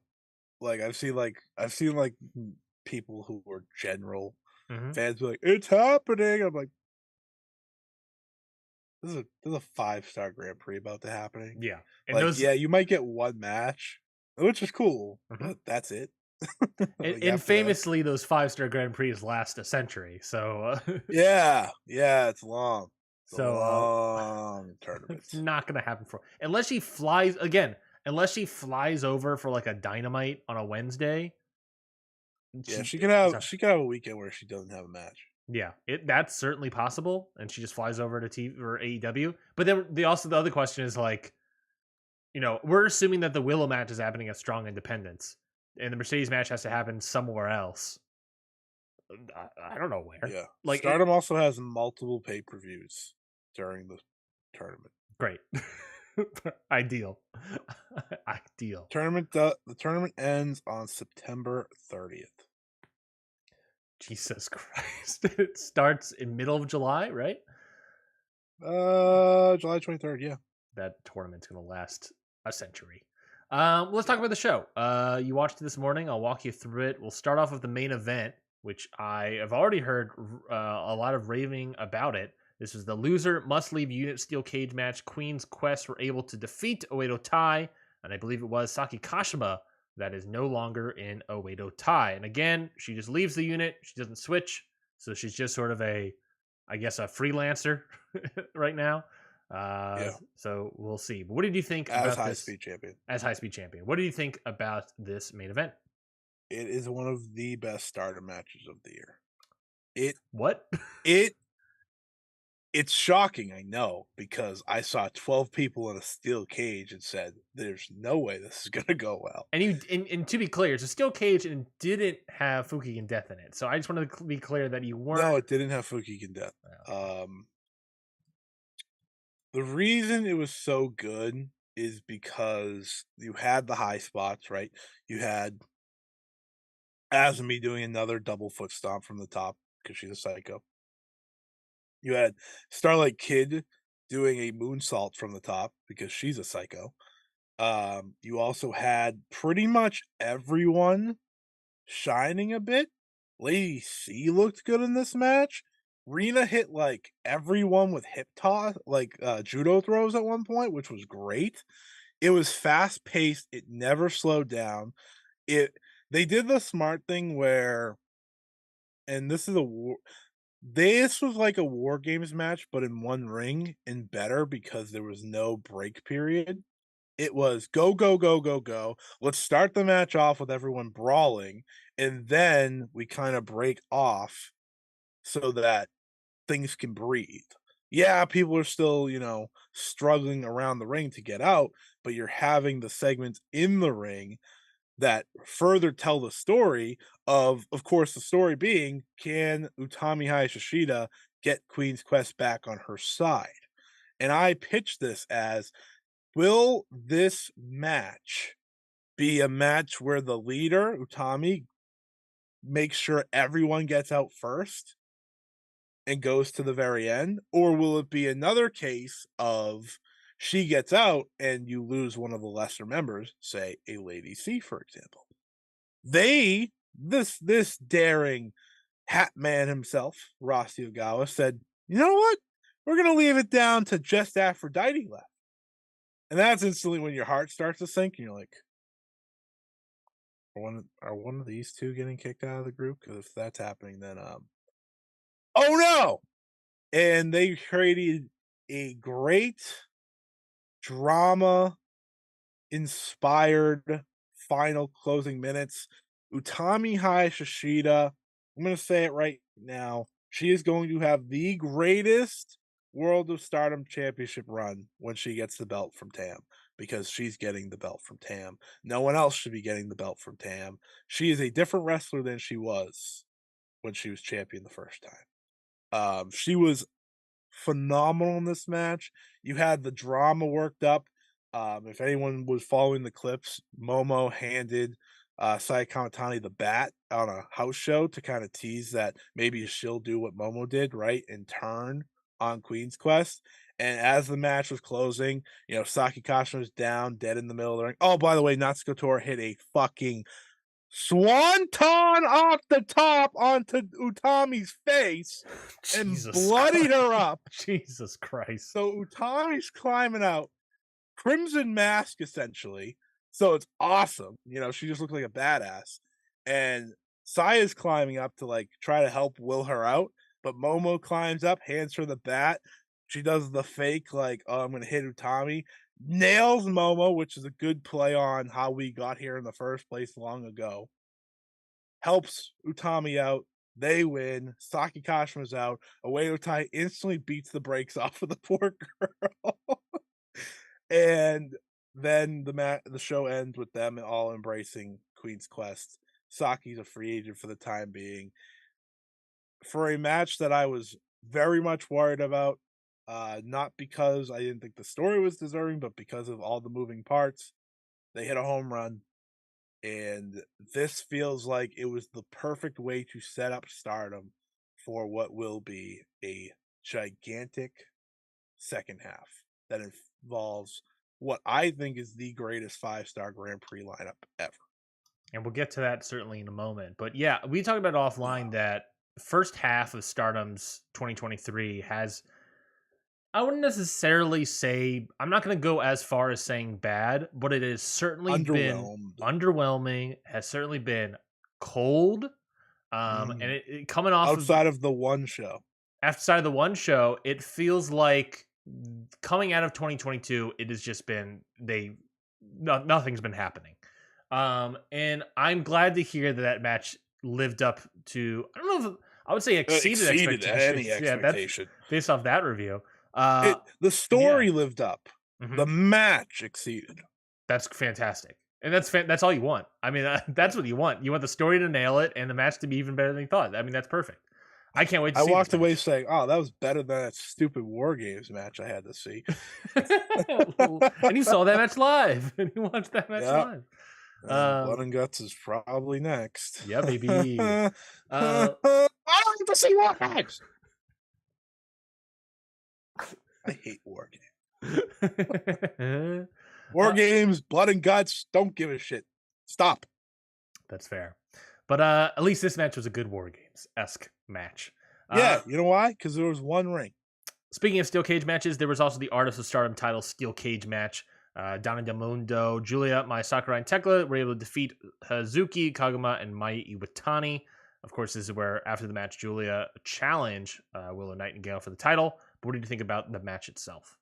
This is me going on record to say both steel cage matches this year were better than last year's. Ooh. I think they left this match down to Julia versus Mayu. Yeah, I can see why that. Yeah. Can't complain. Can't complain. Early on, it was fine. I think everyone was feeling it out. They did play up that Mayu was terrified to be in the steel cage because, believably, she is. But she, I think her mouth got bloodied at one point, and I was like, of course it did, because she's the one that doesn't want to be in here, so she got effed up. But I thought Julia and Mayu closed this match out fantastic. So a lot of fun. Expected winners. This was how you have this Stars team lose, was via escape. And Julia's not going anywhere. She's still a champion. She's got a GP to do. She ain't going anywhere.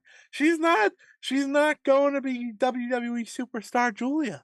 Thank God. Julia spelled in the American way, of course.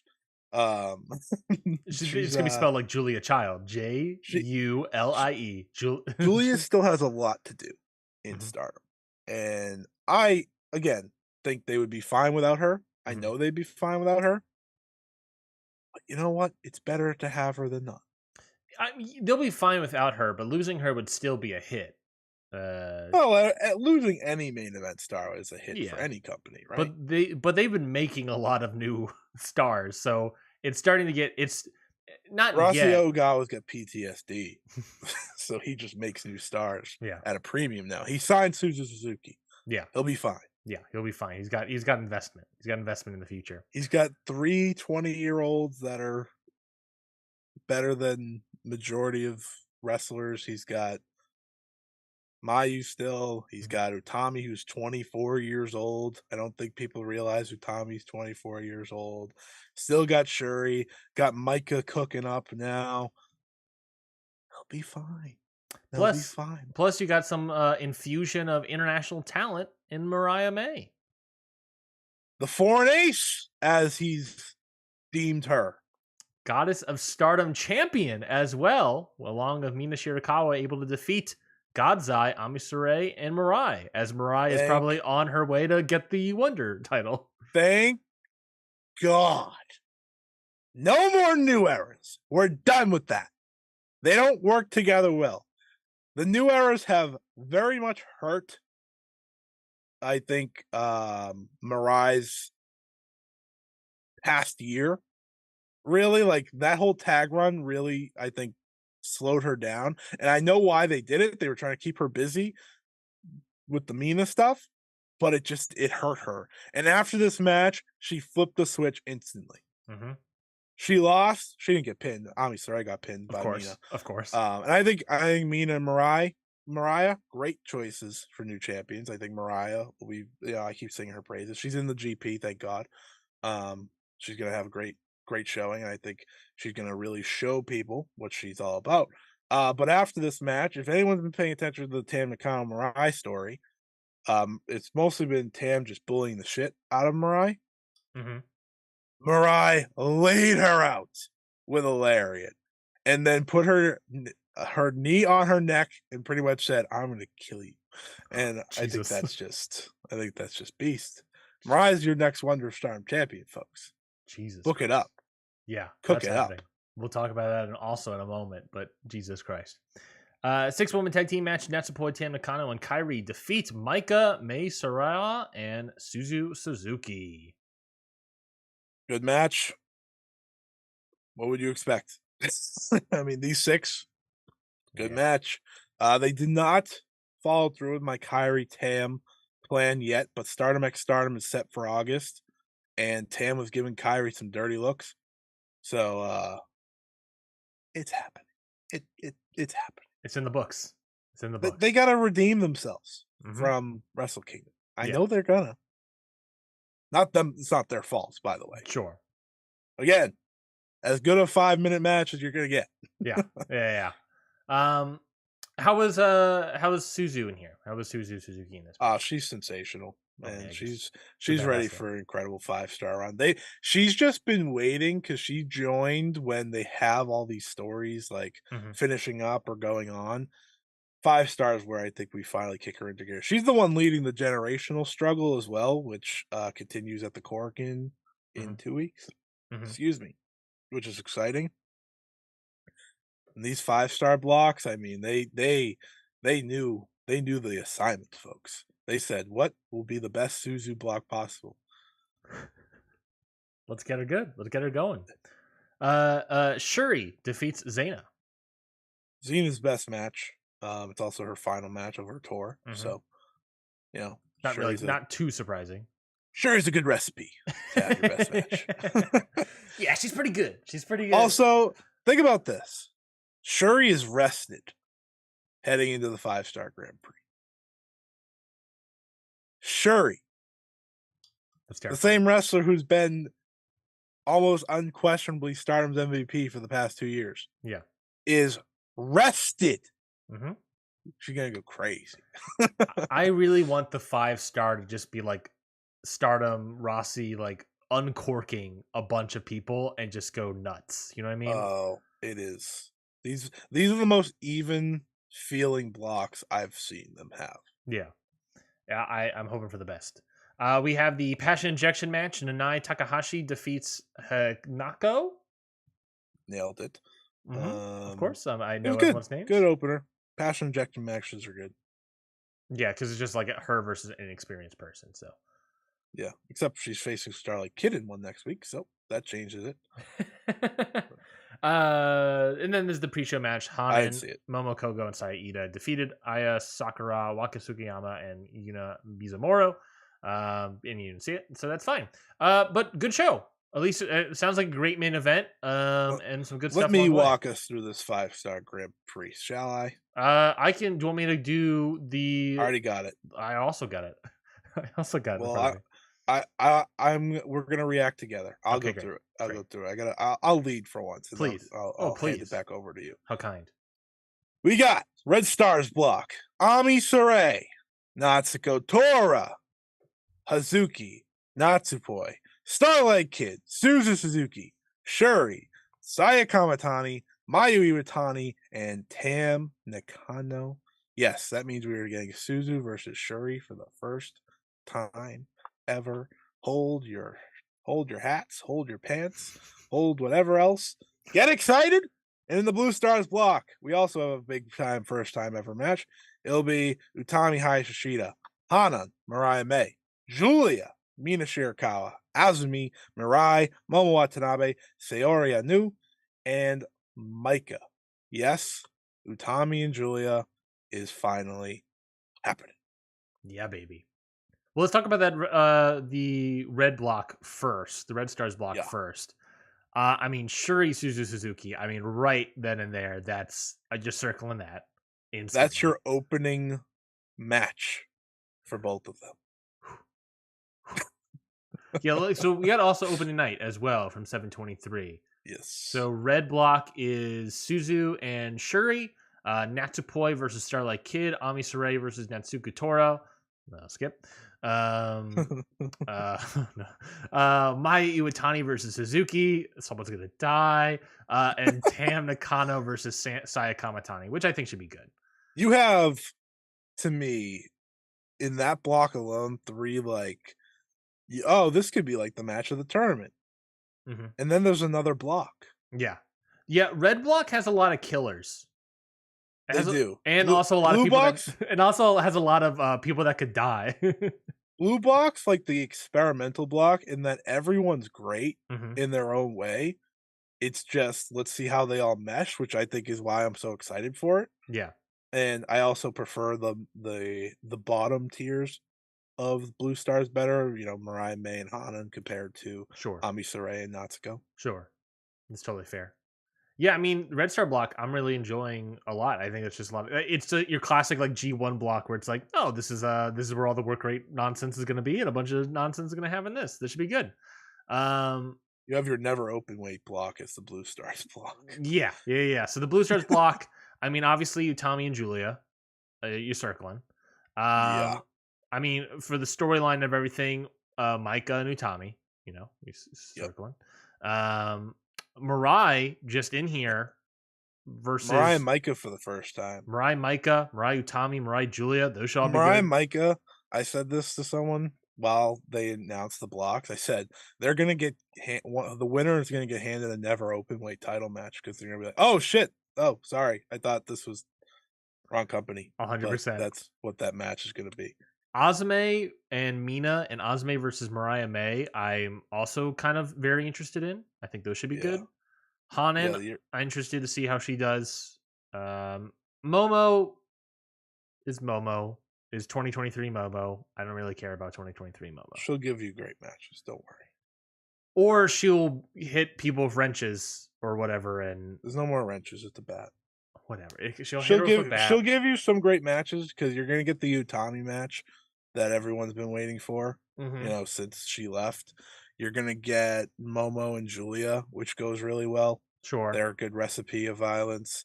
Sure. And I also think Momo and Micah works together very well anytime they do it. It'll be intriguing how much, you know, she does go to obviously the outside stuff, but she's gonna have at least a few standouts. But in a block of Utami, Julia, Mirai, Micah, Mina, Steorinu, you know, it's gonna be tough. Open night for the blue block on 7/23 is going to be Micah versus Hanan, Azumi versus Mariah May. That should be good. Mirai versus Momo Watanabe. We'll see. I think, you know, that's gonna showcase what kind of, you know, what is Momo going to be doing in here. I think that I just bring that up because I think that's just a fair question. What is Momo's tournament going singles to be? Momo's, that's the bigger question always to me now as Oedo Tai Momo, because I think tag trios Momo has been good since joining. Singles Momo isn't it's not what it once was, obviously. And I hope maybe this tournament with the new Oedo Tai now kind of facing a loss like they did. Maybe they just go more serious, hopefully. Fingers crossed. But I'm looking at it and I'm thinking like night off person, and it's like Momo doing shenanigans. And Hanan's your night off person. That's true. Also, they don't have nights off because they don't run. That's also true. They wrestle from July to September, so they have the weekends, so they don't really do night off people. That's fair necessarily. The other matches, Mirai versus Momo Watanabe. I already said. Utami Hayashishita versus Mina Shirakawa. That should be good. And Julia versus Sayori Anu. That should be great. Yeah, it's a big time. It's a big time tournament.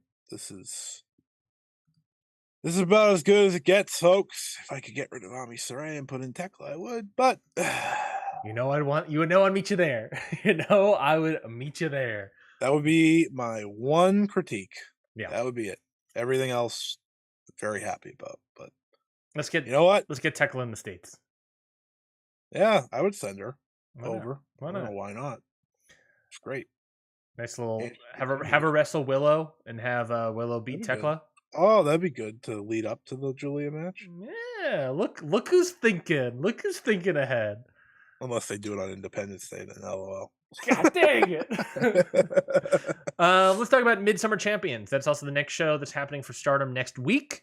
Oh my god! Main event being Tam Nakano. I know. Main event being Tam Nakano versus Mirai for the Wonder of Stardom title. I think everyone's immediately thinking Mirai is finally winning the title here, since it's sort of been delayed, as you've already spoken about. And if she's not winning it here, she's never winning this title. She has a work rate run ahead of her that should be excellent, because I think that's the type of wrestler she is. So let's just do it, huh? Let's just do it. Let's just do it. Cam's got another title. She can lose. Agreed. I made the pitch. How do you make up for not getting to end a record-breaking title reign, which Mirai was going to do?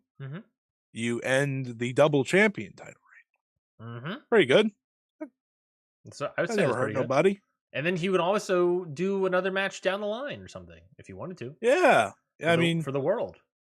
I'm very ready for Mirai run. She had such a good 5-star last year where I was like, all right, let's do this.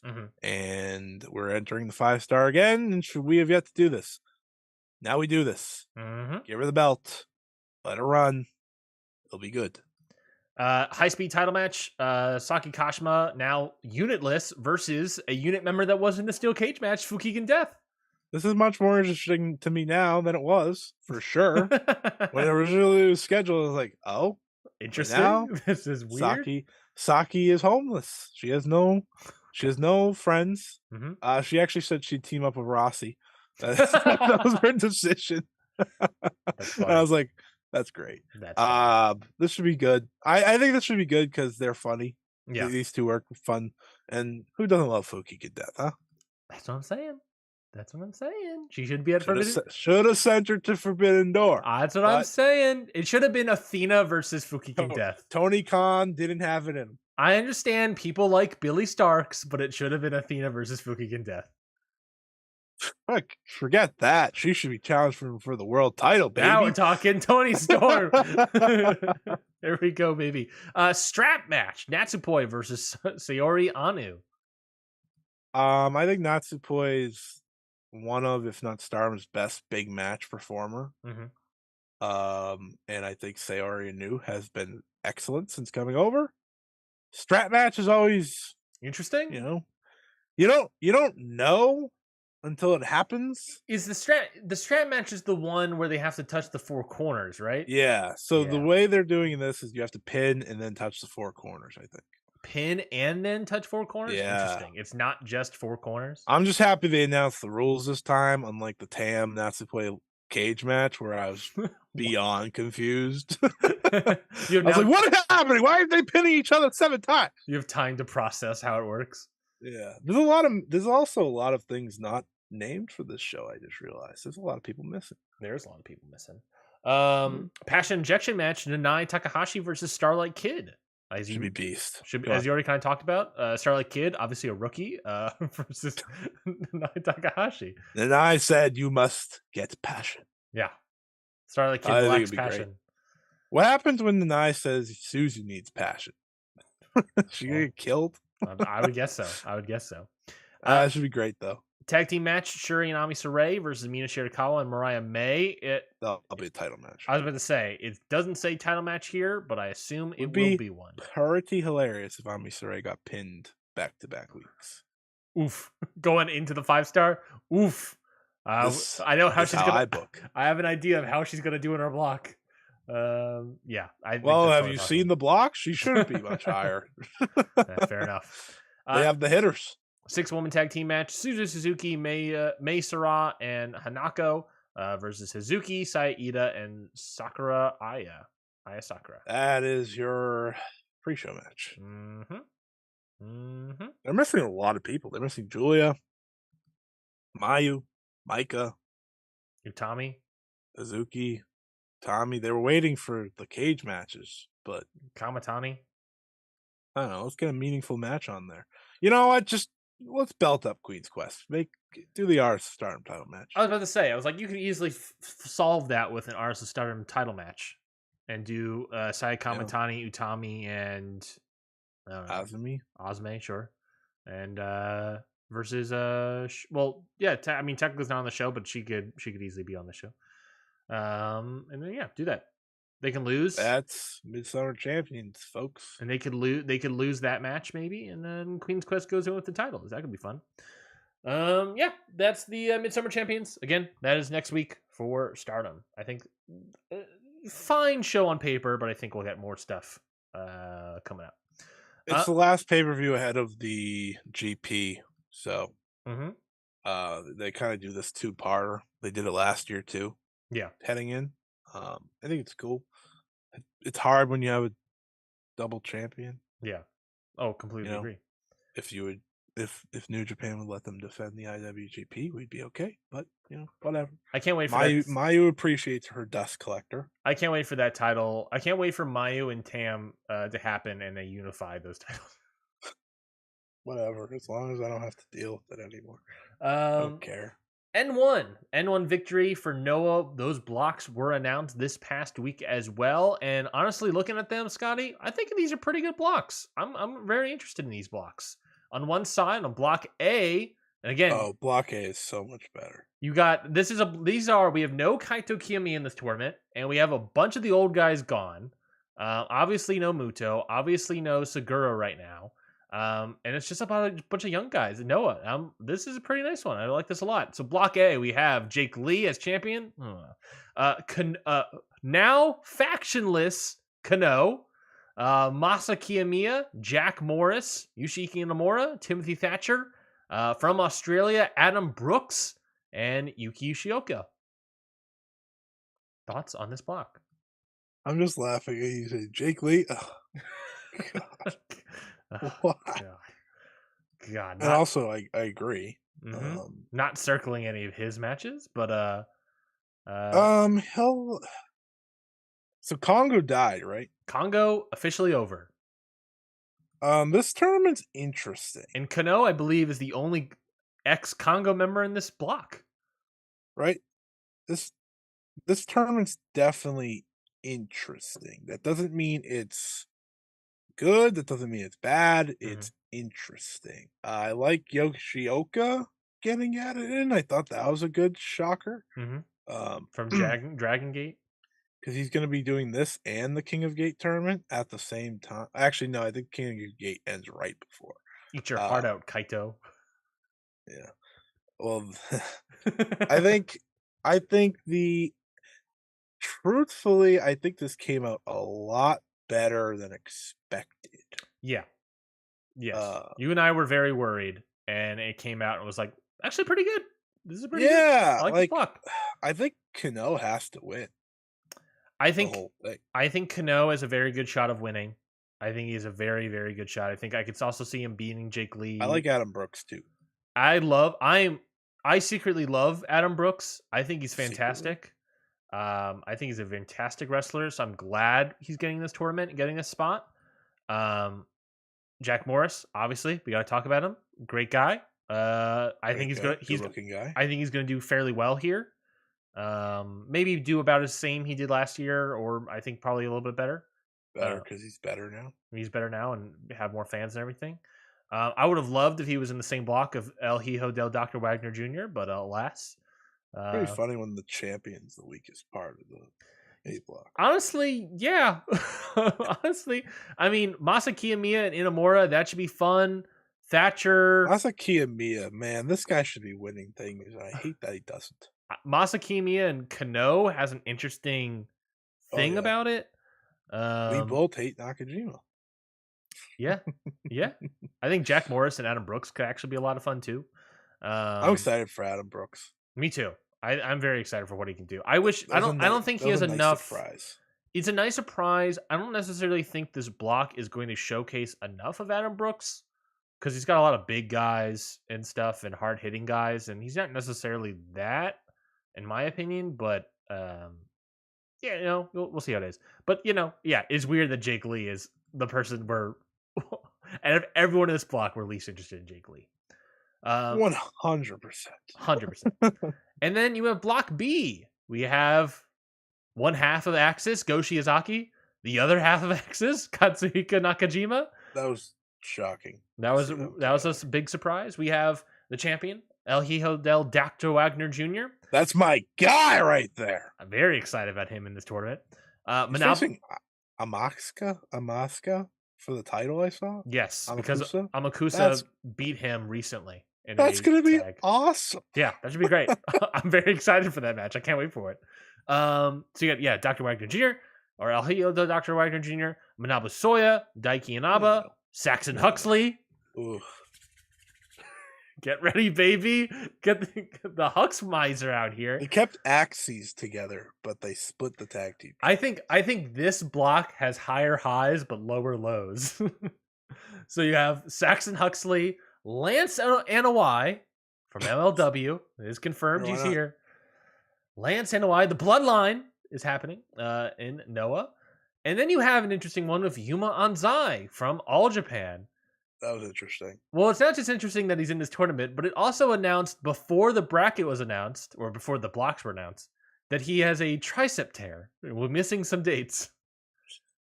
And then he was announced for this tournament. Yeah. Yeah. And it gives him 2 weeks to heal, I think is what it was. It was 2 weeks to heal between that announcement of tearing his tricep and the start of this tournament.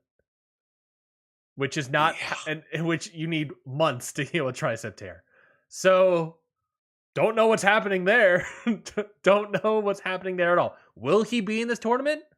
Will it be somebody else? If it's somebody else, just toss in.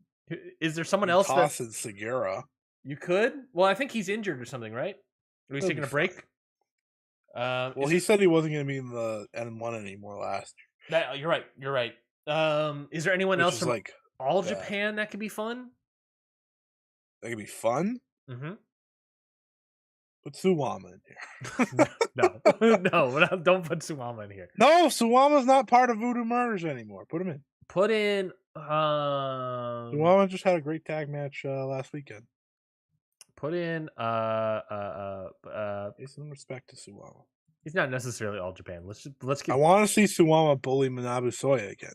He's not in All Japan, but let's throw in T-Hawk again. Throw in T-Hawk into this. T-Hawk. Why not You don't like T-Hawk? Are you not a T-Hawk guy? It's fine. He's good. I keep forgetting his name. Who's the guy that Yuji Nagata loves? Yuma Anzai? Is it Yuma Anzai? Is that who I'm thinking of? Yeah. Yeah. Yeah. Yuma Anzai in here would be very, very good. But of course, that tricep tear is. We're getting Kento and Nakajima next month, aren't we? Did they announce that? Maybe for a Korakuen? Maybe I don't recall. It is. What a match, huh? Let's get Who cares? This block's bad. I don't think this block is bad. Has the big Hux. Yeah, but it also got Go. It's got Nakajima. It's got Dr. Wagner Jr. Yeah, but what version of Go? I agree. He is an Adam Cole of himself. He is somebody that is a lot smaller now. He's a lot smaller. He's coming back from injury. He doesn't seem like he has the confidence yet. I'm excited to see him post-tournament, but right now I'm like, I don't know. So it's gonna be a Kano and Nakajima final. Yeah, so I think with that. Kano and Nakajima could be a lot of fun. I think that's very interesting. I think they only wrestle each their N1 final from 2 years ago. Mm-hmm. That is the match that made me want to watch Noah. And now I thought it was phenomenal. And now there are definitely two people that still have me wanting to watch Noah. Mm-hmm. That is true. Mm-hmm. But I'll tell you who's not wanting me to watch Noah. Darth Vader impersonator himself. Yeah. That's the N1. That's the N1 blocks. I don't know when the Kenta. Are you talking about the Kento or Kenta? Kento Miyahara. Yes, that one we discovered last week. That one is officially announced for One Night Dream, July 15th. That's it's all. They're already selling standing room tickets for it. Yeah, you got that in there. You got. They have a draw for once. And he doesn't work for them. You have Hayata, Rhea Scorpion, Dante Leon, and versus Drill Ninja Mac Amakusa. No.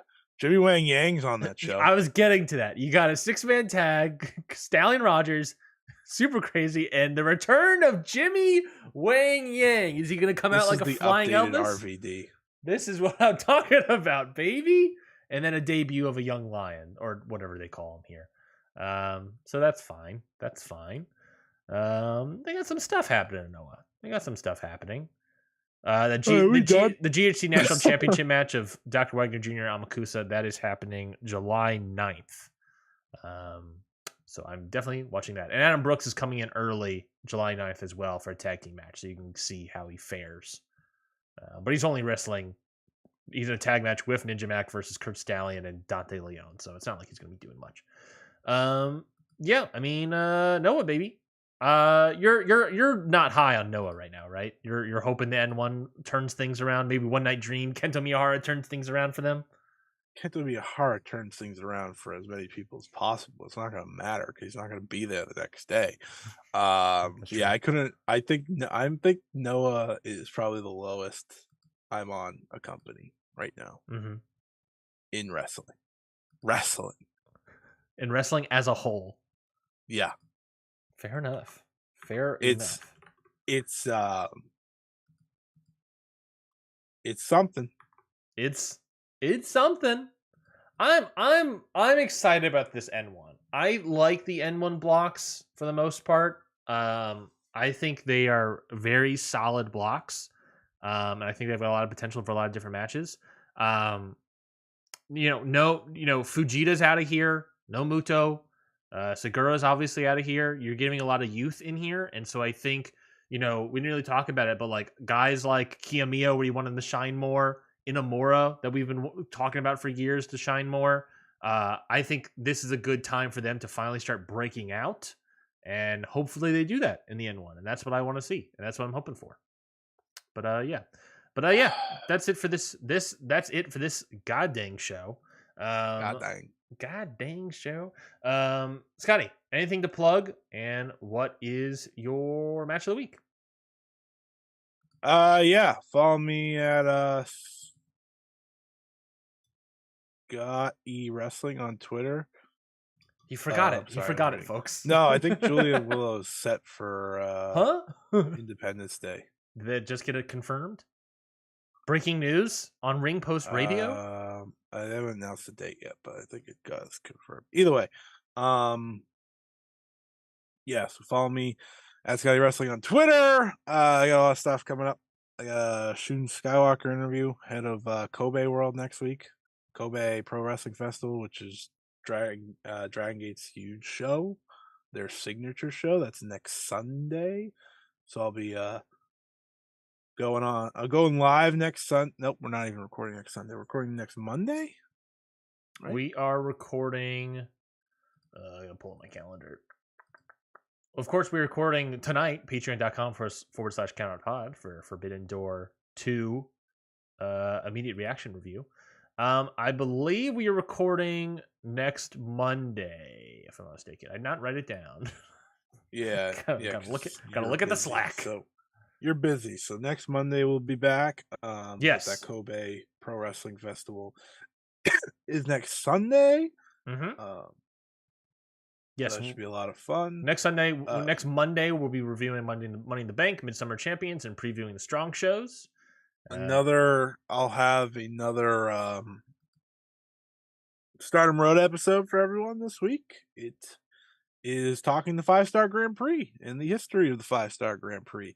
And the episode after that will be going down the rabbit hole of Shuri's 5-Star Grand Prix. And after that, we'll have to get creative, but probably get back on the wrestler specific episodes, which have done well. So keep a lookout for that. And my match of the week that we haven't talked about is looks at Dynamite. The Collision main event. CM Punk, Dax Harwood, Cash Wheeler, Ricky Starks versus Jay White, Juice Robinson, Colton Gunn, and Austin Gunn. Never did I think I was going to say those two names in a match of the week, but here I am saying. I just thought the energy was sensational. The work between CM Punk and Jay White was great. Ricky Starks was a star in it. I thought the Guns did a good job too. Juice Robinson's absolutely cracked out of his mind, for better or for worse. I think he's just been phenomenal. Yeah, that was a lot of fun. It was just like, it was one of the more fun matches I've watched, and I like the way Collision is settling in that it is a different show. Yeah, it's full on different show. It feels different, it sounds different, it looks different. That's what it should be. That's what, dueling brands should be. They're still missing some things, but I felt better about Collision overall this week than I did last week. And as more time, also Andrade, this nutcase, he is very good again. I don't know what happened when he destroyed his shoulder and beat up Sammy Guevara in the back, where he just was like, "Oh, I'm La Sombra," but he's remembering, and I'm very happy about it because he's kicking ass. I'm very excited. I really enjoy Andrade as a babyface. Yeah, I'm liking it. I'm liking the stuff. Who's gonna save him though? That's the fun part. Who's gonna help him? Roosh, baby. It's gonna be Roosh and Dralistico. Dralistico? Oh, that'd be a hell of a match. Someone's got to take the falls. My match of the week. I'm going all the way to August 28th, 2002. That's right. I had toenail surgery last week, and I've been soaking. That's disgusting. I know. Sounds terribly painful. I didn't feel a thing because they numbed my toe immensely. But I've been having to soak my foot every day, and I've been watching old TNA shows to pass the time. And I watched this show from the 11th NWA TNA pay-per-view, where it was the main event. Jerry Lynn versus AJ Styles versus Low Ki X Division triple ladder match. Scotty, this match was fantastic. Highly recommend you watch it. And also, Scotty, let me tell you this finish. The finish of this match is Jerry Lynn doing a Gotch style pile driver to Low Ki off of practically the top of a ladder to the floor. It looked brutal. And of course, it was a great match. Jerry Lynn won. But definitely go check it out. It is really, really great. Really, really great match. Highly, highly, highly recommend. Other plugs, like we said, patreon.com/countoutpod. We will be doing our live instant reactions to Forbidden Door, and along with the presser and whatever's going to happen at it. Join any tier of the Patreon to be a part of the conversation there. We would greatly appreciate your patronage, and we hope to see you there. Beyond that, yes, we'll be back next Monday for a show, and then after that, I believe the week after that is when we have a guest scheduled, and then we'll have a bonus episode previewing G1 Climax. And if you know our history in Ring Post Radio, maybe you have an idea of why we're doing a bonus preview for G1 Climax specifically. And that's what we call a tease in the biz, folks. So check that out when it comes out. But we got a lot of stuff planned, so we hope to hear from you. We'll have another the second episode of Ryan Hasn't Seen Anything season 2 is already out. It was Sami Zayn versus Shinsuke Nakamura at NXT TakeOver, Nakamura's debut. That is out on Patreon, the $5 tier. So we would appreciate your support. I think follow me on Twitter at Ryan AC. Follow Scotty at Scott E Wrestling. Follow the whole show at CountOutPod. That is it. We'll see you all next time on Ring Post Radio, next Monday on Ring Post Radio, or tonight if you join the patreon.com/CountOutPod. We'll see you guys.